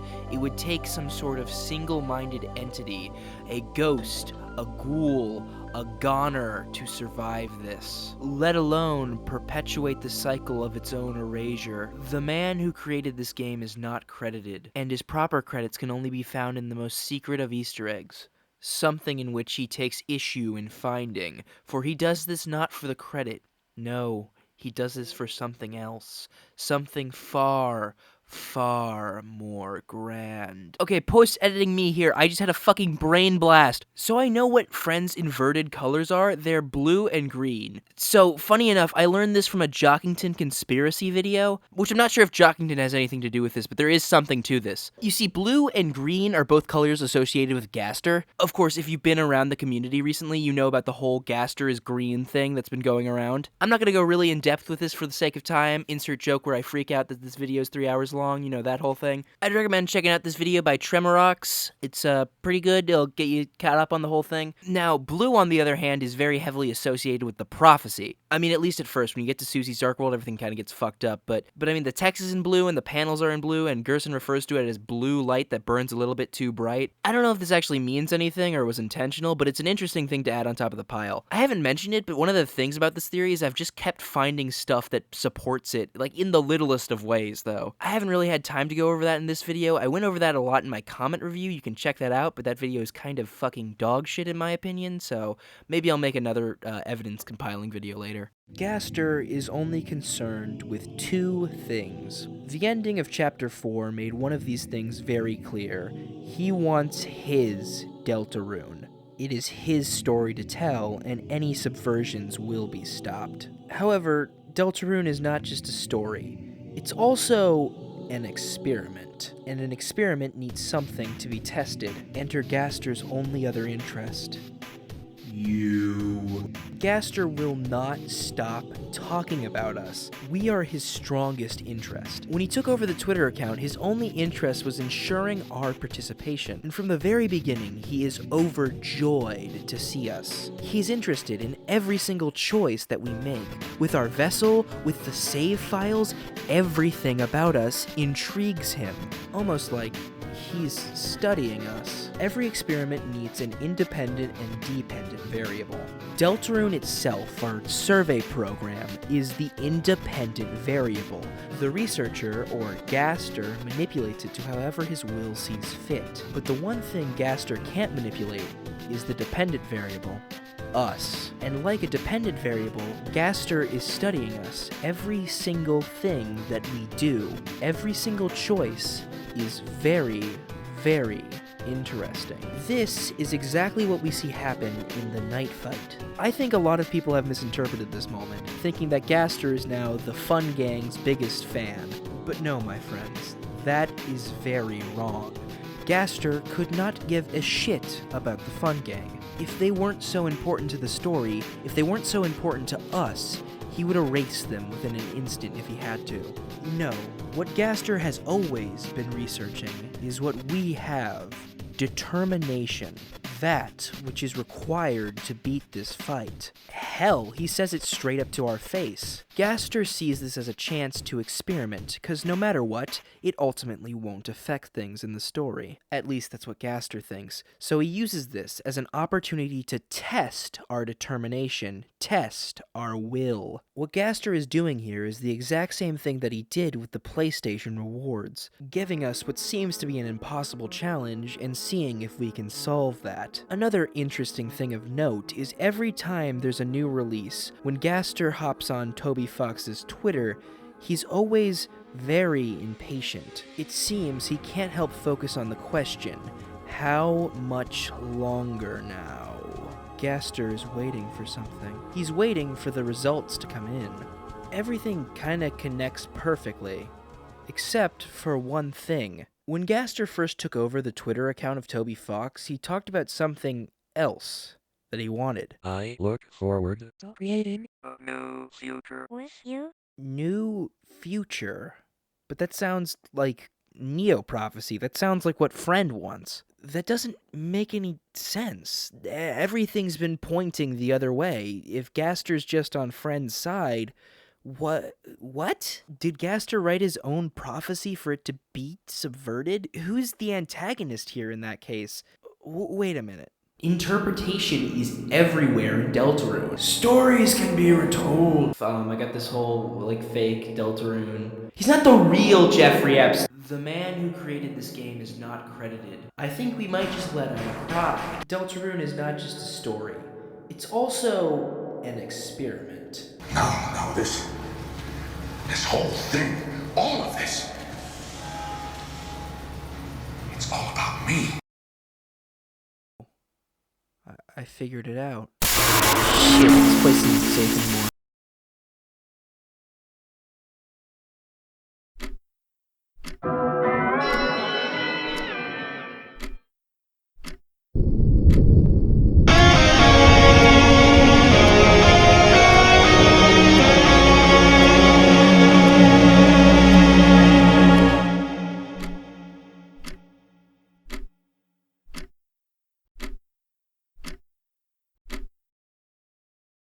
Alright, so I lost the cork board, and I might be bleeding a little bit, but this is fine. This is great. And the audio quality's probably a bit shittier, too. Oh well. Anyways, one of the most interesting things about Deltarune to me is that Toby, with this game, has actively chose to make an Undertale AU. And it wasn't even supposed to be that way, too. Toby actively chose to turn his game into a parallel story to Undertale. A reinterpretation, if you will. Originally, all Lighteners were supposed to be humans, and all Darkners were supposed to be monsters, which honestly makes it more parallel to Undertale if you ask me. But Toby changed it so we could see all the characters we'd thought we'd left behind. Now, you could interpret this pretty cynically as an easy way to get views and attention onto Deltarune, because, well, it worked. The amount of YouTubers that would call Deltarune Undertale 2 was skyrocketing the relevance of Deltarune. And Deltarune Chapter 1 itself is kind of built up to fool you that this is Undertale 2. But I don't think that Toby is that cynical. I think he actually cares about these characters and wanted another chance to write them again, which is an interesting idea. Keep that in mind for later. Also, I don't think I have a better chance to mention this, but Undertale is basically just one big dark world. I mean, if you actually read into the meta-narrative of Deltarune, it's pretty clear that humans are supposed to represent us beyond the screen, and monsters are supposed to represent fictional characters, and the entire thing is kind of a human falling into a mystical, magical universe of fantasy, where they can very easily get lost in their escapism and need to use their soul to get out. You see, Toby's always liked his meta-narrative themes. Every single choice that he makes usually ties into them some way, which is why there has to be a reason why Deltarune is just an anagram of Undertale. Well, earlier when I said the phrase Undertale AU, I'm willing to bet a lot of you that just went right over your heads, but some of you knew very much what I was talking about. After Undertale ended, for a lot of people, they were left with a soul-shaped hole that was really hard to satiate. Some people filled this hole by finding every goddamn secret the game had to offer, and theorizing about that, and others satiated it by just seeing what would happen if you went the wrong way, and ultimately ending up more empty than before. But others, holding on to that burning determination that was left with them, decided to create something new-ish. On October 17th of 2015, only 1 month after Undertale was finished, Tumblr user Underfella uploaded this drawing of Toriel. Now what would you expect to come from this image? Probably a few likes, maybe he'd make another image in this style, maybe more art pieces like this. But ultimately, not too much would come of it. It is just a fan work on the internet, one of millions, right? Well, if you agreed with that, you're clearly not used to the Undertale community. This one image was the birth of the first Undertale AU. Underfell, though despite never really being an official game, you can find so much shit about this. Tracks, fan art, fan boss fights, fan games, technically. All of this stemmed from this one image. Well, not just this one image, but from Undertale itself. Underfell, being basically just an evil has-been hotel Undertale, had garnered a fan base for a game that once again does not exist, larger than a lot of fan bases, certainly bigger than the Hello Neighbor fan base. And if this phenomenon only happened once, you know, maybe it was a throwaway thing. But no, my friend, this did not happen once. Underswap, Horror Tale, Dust Tale, Outer Tale, hell, I just looked up fucking Poop Tale, and apparently that's a real thing! Poop Tale. Surprisingly deep. There are literally hundreds of Undertale AUs. I think the best way to display this insanity is to show you Super Eye Patch Wolf's reaction to this information. Okay, that's the last Undertale AU. Fellswap is an Underfell-Underswap combination alternate universe set during the 20th century Cold War in which the characters of Underfell swap personalities as they do in Underswap, not to be confused with Swapfell, which is a different thing where the characters of Underswap become fellified versions of their swapped selves, and technically this version of Fellswap is Fellswap Gold, which is a different thing from Fellswap Red or Fellswap Emerald. And this is the point where my mind started to break and I started to feel like there was no bottom to this community. There are hundreds of Undertale AUs and many with their own massively popular fan communities. I have been researching this stuff for weeks and I have no idea what the fuck Disbelief Papyrus is. How does this video have 20 million views? A lot of these universes even have different pacifist, neutral, and genocide timelines. I googled genocide Underswap Papyrus just to see if that was a thing, and not only is it, someone had done a full genocide Underswap Papyrus boss battle twice! You know, I liked Time Tale when I was younger. I think the Newscape Pro Minecraft roleplays were pretty good. Okay, wow, I had a very autistic childhood. I wonder what that guy's up to now. I'm worried about you!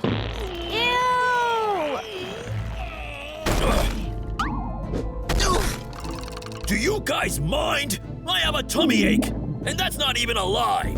I'll probably be in here all day. Can I use it real quick? No, never! I'm not done yet!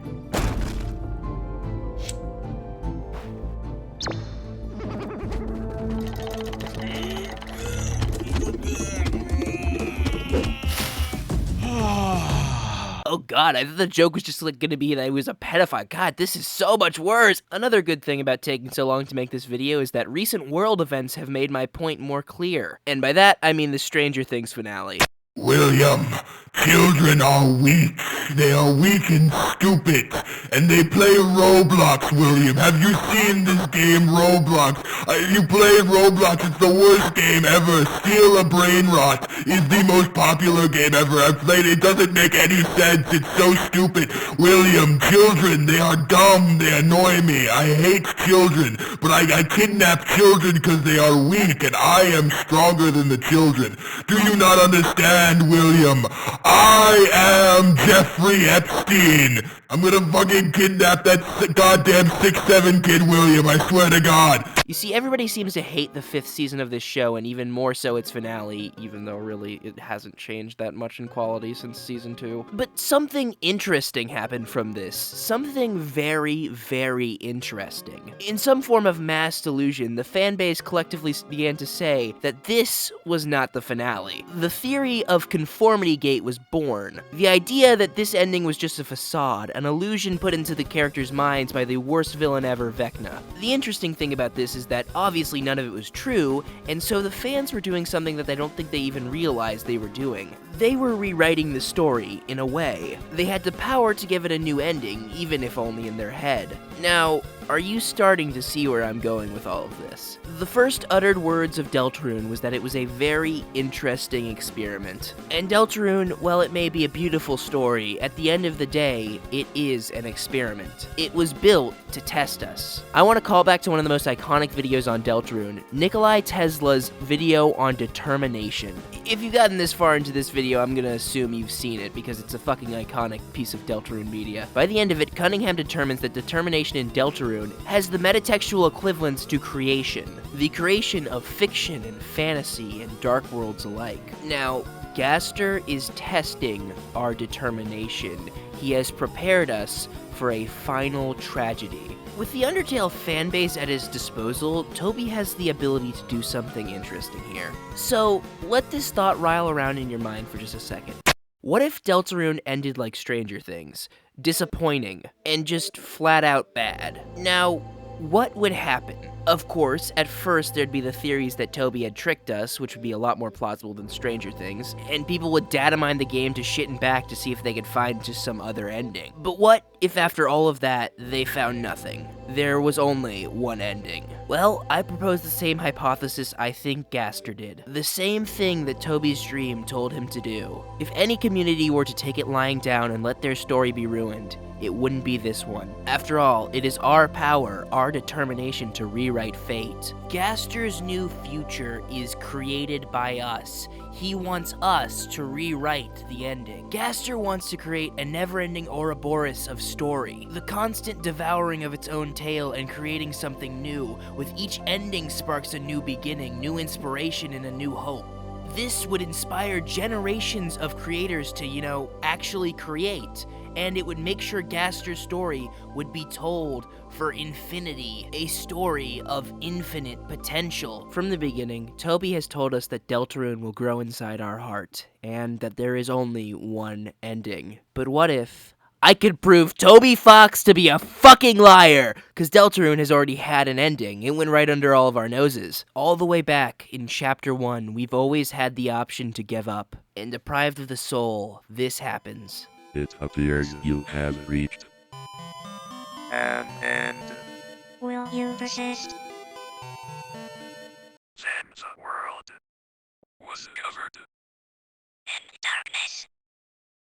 I said earlier that Deltarune's experiment, Deltarune's fate, can only be subverted through our determination, but that's kind of unfair. I noticed something while actually thinking about this ending, and that it's total bullshit. We are not responsible for a single victory in Deltarune. And I'm serious, every single important plot-relevant fight that needs to happen doesn't require us. Yes, our determination helps the heroes defeat King in Chapter 1, but it ultimately would never matter because his people would overthrow him regardless. And our determination helps them fight Queen, but they ultimately lose to her. It's only because Rouse tells her the truth and Noelle stands up for herself that peace is attained. And Tenna never wanted to hurt our heroes. All it took was a heart-to-heart from Susie for him to return to their side. Even the Guardian, which requires us to defeat it, we're not even remotely responsible for its death. Sure, we emanate the light that ultimately kills it, but we're not really doing anything more than being just a glorified flashlight. It was Susie's idea that ultimately put it in the coffin, and Gerson's encouragement of her that allowed her to fight.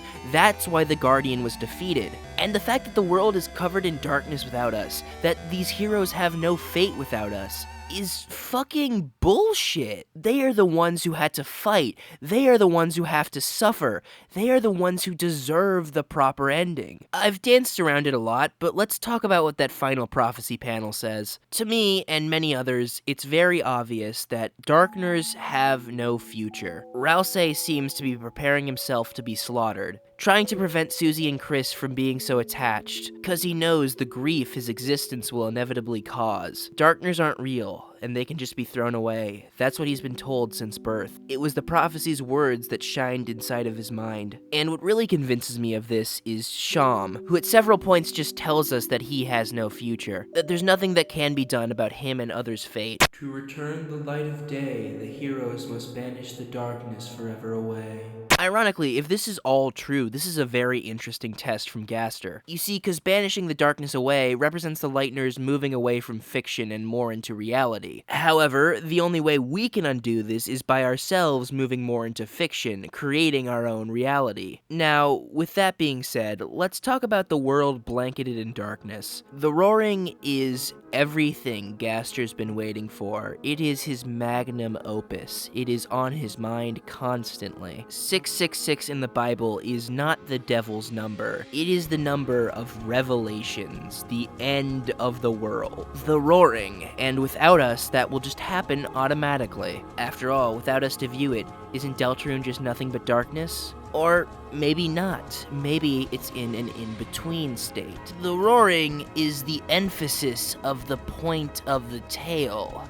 Let's talk about friend. I brought up the literary definition of the pointed tail earlier, but I think that's very important to understanding Friend's character. Friend's tale, and the way they choose to display it to the world beyond them, is more than anything else we've covered thus far a perfect emblem of who Friend really is. Friend's design takes aspects of beasts that bear bad tidings from both Western and Eastern cultures. Of course, there's the black cat, the unlucky animal, one that communes with witches in Western culture. But on the Eastern side, as I've already discussed, there's the Nekomata, marked by their long tails and dog-like bodies. But Friend doesn't want to be either of these things, so Friend hides their tail. With all the depictions we see of Friend, we never see them with a tail. The only time we ever see them with it is when the prophecy shows it. But Friend does not want to be what fate has defined them to be. They introduce themselves as Mike, a Mike Neko, an animal which is supposed to bring good luck and help people. Like a cat evolving with the lack of a tail to become more friendly with humans. Friend is trying to appear as less threatening, and in doing so, they hide their tail. They reject the point of the tail. The only time we ever even see their pointed tail, the pointed tail,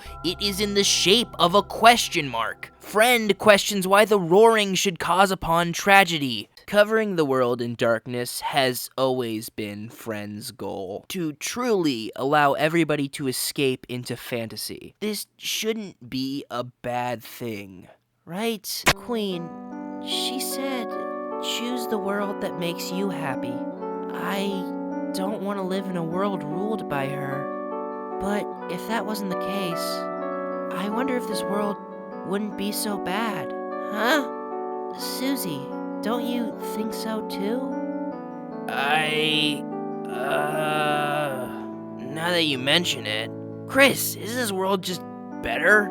We make so many friends here, you know? I've never had an adventure like this before. With axes and battles and magic? Where everything could just be healed with a little spell. And no matter what happens, no one tells us what to do. Gosh, yeah. So, even if things were really scary just now, So, is there any reason not to? Not that I can think of. Me neither.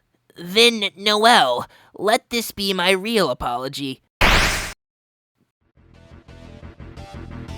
Concentrating my will into this blade, I will make a new fountain and unleash a bright future. A future that shines for us. A future whose brightness is born from darkness. Stop!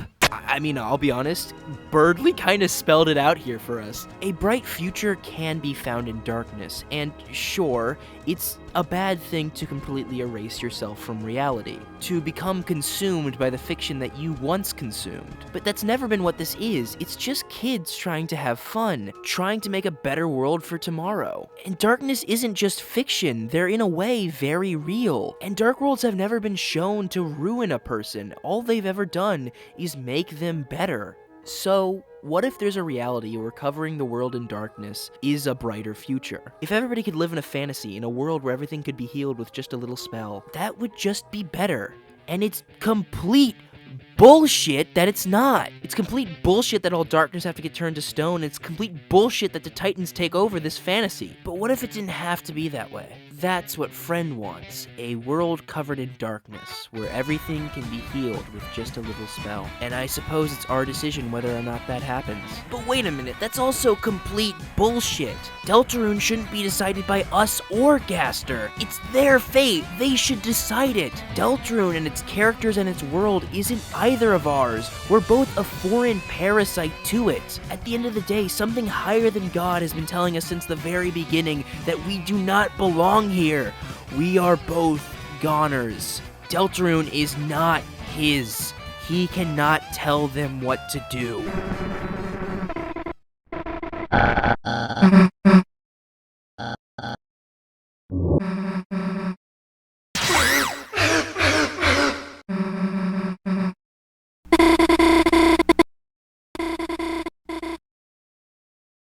What am I doing here?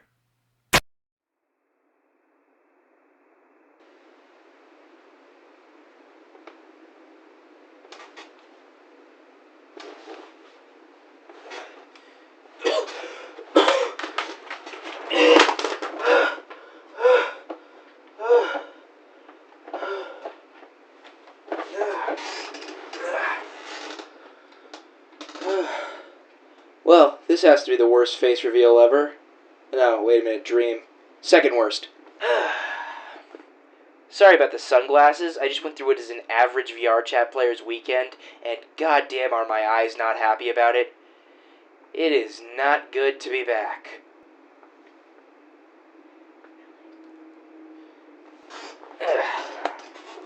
Reality fucking sucks. Recently I went through some very weird health issues that reminded me of that. Oh god, I say recently, that was like fucking 3 months ago. This script's taken so long! I can really sympathize to the want to cover the world in darkness. Okay, wait a minute, that makes me sound like a fucking evil villain. You know what I mean, the whole Deltarune thing, friends' motivations. Especially nowadays, I think a lot of us would like to escape to this fantasy of adventure and bliss. Well, I say especially nowadays, like, it's not the fucking medieval times. You know, we don't have to deal with the goddamn Black Plague. The equivalent to that is modern day is fucking Twitter. I mean, hell, that's what video games are. They're literally escapism manifest. Dark worlds are just a huge metaphor for fantasy and escaping into a game. The unfortunate thing, though, is that we can't escape into that fantasy. Deltarune's just a game, and we're out here. Ultimately, at the end of the day, we are not a part of Deltarune. And one day, we will never truly be a part of it again. There's a lot of meaning in the loss of the Dark Worlds. It's kind of a perfect reflection back onto us, because while Susie and Kris are going to have to say goodbye, so are we. Ultimately, the losing of the Dark Worlds represents the lesson that both us and the Lightners will have to learn, that we can't escape into fantasy forever. We can't live inside of Deltarune, can't play Deltarune forever, and the Lightners can't play inside of the Dark Worlds forever. It all eventually goes away. And that's the lesson that we have to learn. We can't, ignore reality. Despite it, this is our world. This is where we have to be. And fantasy will only ever last for a brief moment. When you think about all this, I think we embody what I'd like to call the Gaster mindset. There's a reason why the player and Gaster are so heavily connected through these themes of heaven and angelic light. Light is waking up from the dark, breaking the fantasy. And we have that because we are so far above the fantasy that we can never truly really be there. And when you see everything like that, you just can't unsee the fourth wall. And that's kind of what Gaster represents. Gaster, or the gonified version of him, represents looking at these characters as nothing but ones and zeros. Simple plot elements, simple pieces to be used in the grander puzzle that is Deltarune. I said before that Toby Fox was lying about there being only one ending, but I don't think that's actually true, despite the world being covered in darkness. You see, because there is only one possible ending to Deltarune. Like any other work of fiction, there's only ever one ending. And that's when you put the game down. The angels' heaven will be banished. We will be banished from the game, no matter what ending. The thing that's more important than reaching the ending is how we leave things off. Because Susie isn't a part of the Dark World. She isn't supposed to be there. You can only live inside of fantasy for so long, and we are not a part of Deltarune. We're a foreign invader. But you can appreciate the meta-narrative of it all. You can look into the depths and see the meaning. There is so much thematic richness to appreciate here, and it's such a powerful story.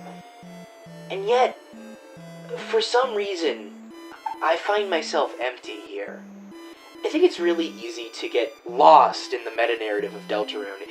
Toby's meta-narratives are always so enriching and so beautiful. And I don't at all agree with those people who say that meta-narrative isn't important to Deltarune or Undertale at all. I think that's fucking stupid. I love analyzing the meta-narrative. I love when meta-narratives even exist in the first place. I think you should be able to analyze that shit till the day ends. Till darkness covers the sky. But it is easy to lose yourself in this meta-narrative. To lose purpose, to lose any sense of why you were doing this in the first place. The characters can become nothing more but means to an end. And ultimately, when you're there, you can only really appreciate the power and the gripping themes the story has, but not the things that built the story up to have that in the first place. I've said this before, but a large part of Deltarune's not even just meta-narrative, but narrative in general, is about the idea, the very meta-idea, of characters versus narrative. Something which is on many writers' minds. It's an argument a surprising amount of real-life writers seem to ponder over. What is most important to a story? The characters, the lives they live, the emotions they feel, and getting enriched inside of those characters' lives? Or the story itself, the narrative, the themes, and the power that packs with the morals and lessons you can learn from that. And don't get me wrong, story is very powerful, but you can't have a story without characters. And I've said it before, but those characters are so powerful that somewhere inside of all of us, they are actually real. Somewhere deep within the squishiness of my brain, there's a part of me that kind of is Susie. Susie has affected my life more than most real people out there, if I'm gonna be honest. Somewhere inside of me is Susie Deltarune. Fucking 8-ball BFDI's inside of there. IDKWCT show's also in there. That one doesn't ring off quite as well. You know, even George Costanza is inside of me. The fucking 80s pizza mascot, the Noid, is inside of me. I can feel the Noid inside of me. That's why I get so pissed off when I see this new Noid commercial. It enrages me. As powerful as characters can be, and as strong as they can be with us, they are still confined to the limits of the plot.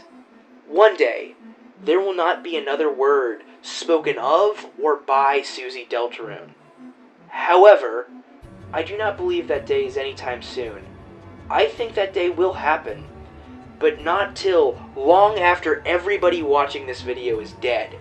Maybe even a couple generations after that. Because Susie Deltarune lives in all of us. And you cannot deny that. You've watched a 3-hour video about Deltarune. You cannot tell me you're not invested in Deltarune enough for Susie Deltarune to live inside you. Gaster's experiment is kind of dumb. Because the results are already in. If you look online for Deltarune fan projects, you can find so fucking many. The new future has already been attained, and we didn't need a tragedy to do that. Deltarune itself, no, fuck Deltarune. Susie, Kris, Rousey, Spamton G. Spamton, were powerful enough for us to feel that urge to create on their own. We didn't need to lose them to rebuild them, because they were inside of us all along. And god damn it, I know a darker ending where everybody dies would be more fucking powerful. And this is the guy who fucking loves endings where everybody dies. Don't even get me started on fucking inanimate insanity. But I want a happy ending. I want Susie Deltarune, Kris Deltarune, to live on a happy life. I want Spamton to be a big shot again. He deserves it. He's clawed his way out of the goddamn dumpster. And I want him to be friends with Tenna again. And I want Birdley to have some real friends, and not just catfish Noelle, bizarrely because he wants better grades and also kind of feels bad for her. That's a really funny plot point. I love Birdley. I haven't expressed it in these videos like at all because he barely comes up in Deltarune, but I fucking love Birdley. Most goated Lightner. I'm not even gonna lie. A controversial opinion, I don't give a fuck. Sure, the ending where everybody dies and everybody's sad now might be more realistic, might be more gutsy, but we don't have to make these characters suffer for us.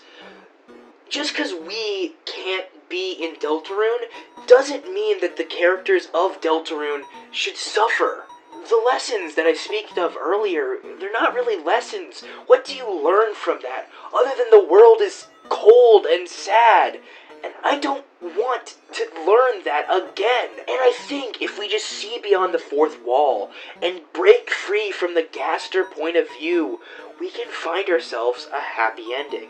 There's this amazing video by the McStinky Show about what Deltarune is to her. And I don't think it got a lot of views because it wasn't your standard theory video. It was something more emotional and honestly, I think better than what I'm doing right now.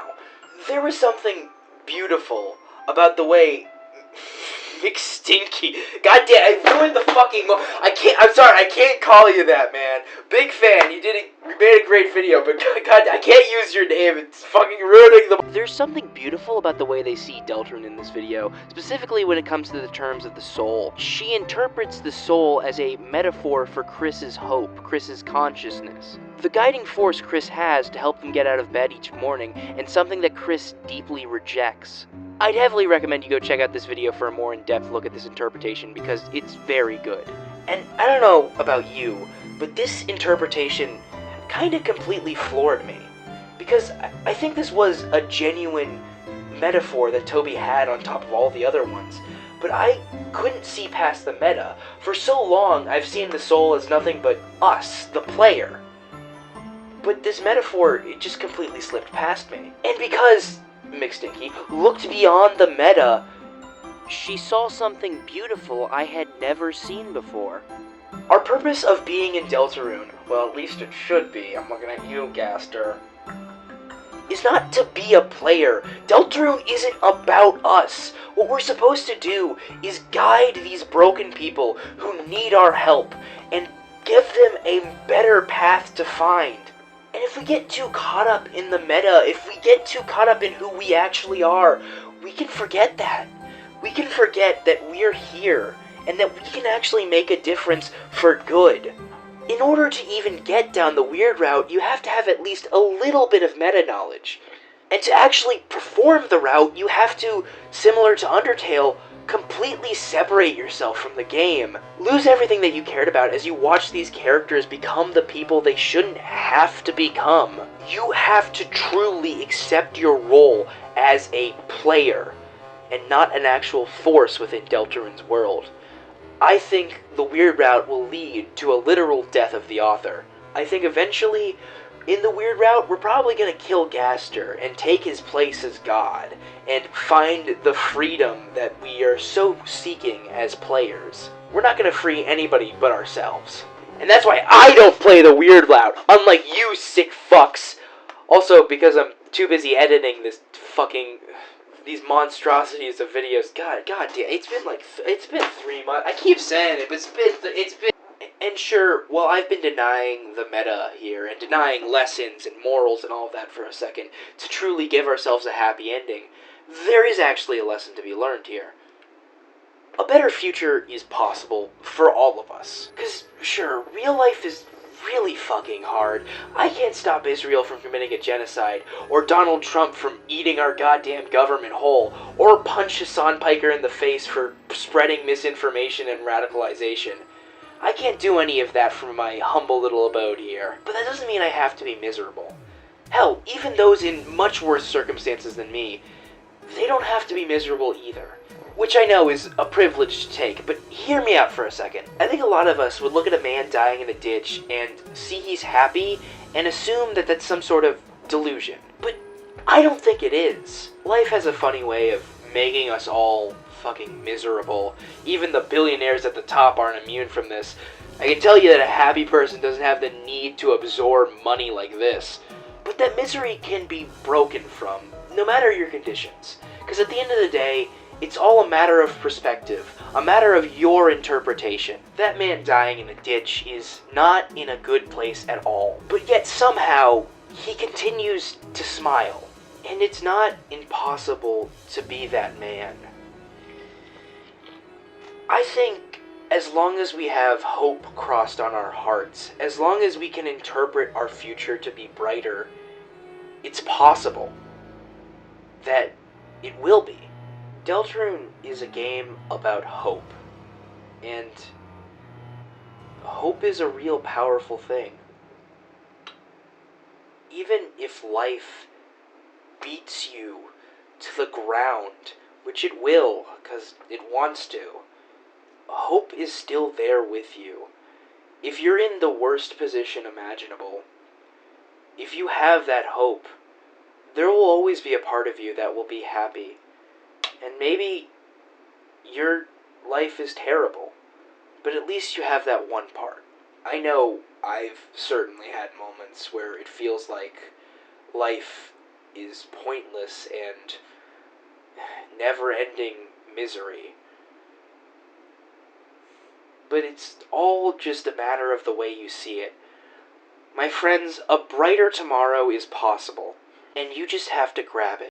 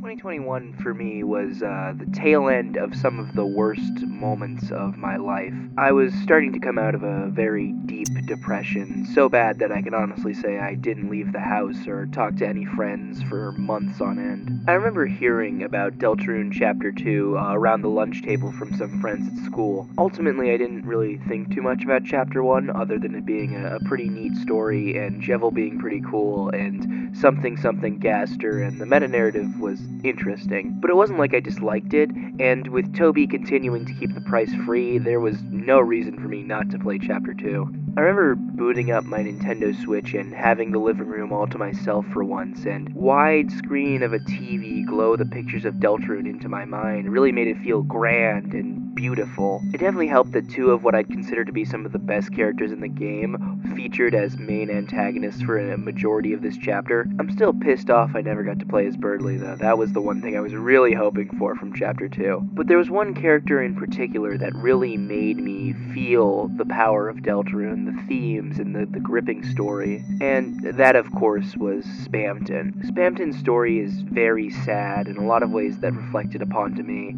His life is completely out of his control at this point. Spamton's story is a tragedy, and one that I could very much relate to at the time, and even still now. At the time, I was losing any sense of control I thought I had in this world, and it was breaking me. And seeing Spamton not only helped me to relate to somebody about that, but actually realize that it was control which I was seeking. I remember very distinctly being in my mom's car going to pick up a friend while playing my Switch and fighting Spamton Neo. I remember when I finally got to the point of beating him, and I was so excited because it looked like Spamton was actually going to be free. And then that ending, man, that hit me like a fucking truck. This is depressing as shit, and I can't lie, man, that fucking hurt to watch. I think this is one of the few points where me as a player and Kris as a character were actually on the exact same page. Like, yeah, I was not okay after that fight. I wanted Spamton to gain his freedom, not only because I liked the character, but also because it kind of served as a mirror back onto me. I wanted to believe that I could also take control of my own life, and after seeing that, it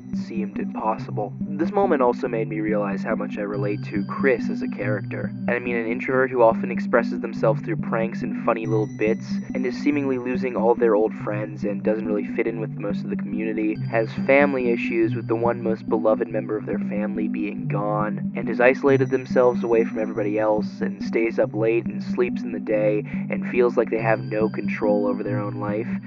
Damn, that was literally me in high school. Deltarune had truly began to resonate with me more than it ever had before, and I think that's why the ending hit so hard. Kris making this dark fountain, to me, has always been an act of control. It's Kris, in a way, defying the expectations that everybody has of them, to be the human hero to follow the soul's commands, and instead of that, they do something they want, they create something they want. Despite the warnings of Rousey and the tidings of fate, Kris chooses to create here. It was after this moment that I actually genuinely thought about the mortals of playing Deltarune.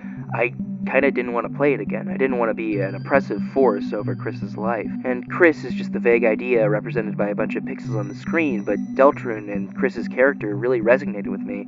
I really felt something about them, and despite their non-reality, I treated them with the respect I would my fellow man. Deltarune and Kris's choice, that affected me. That choice to create, it resonated with me.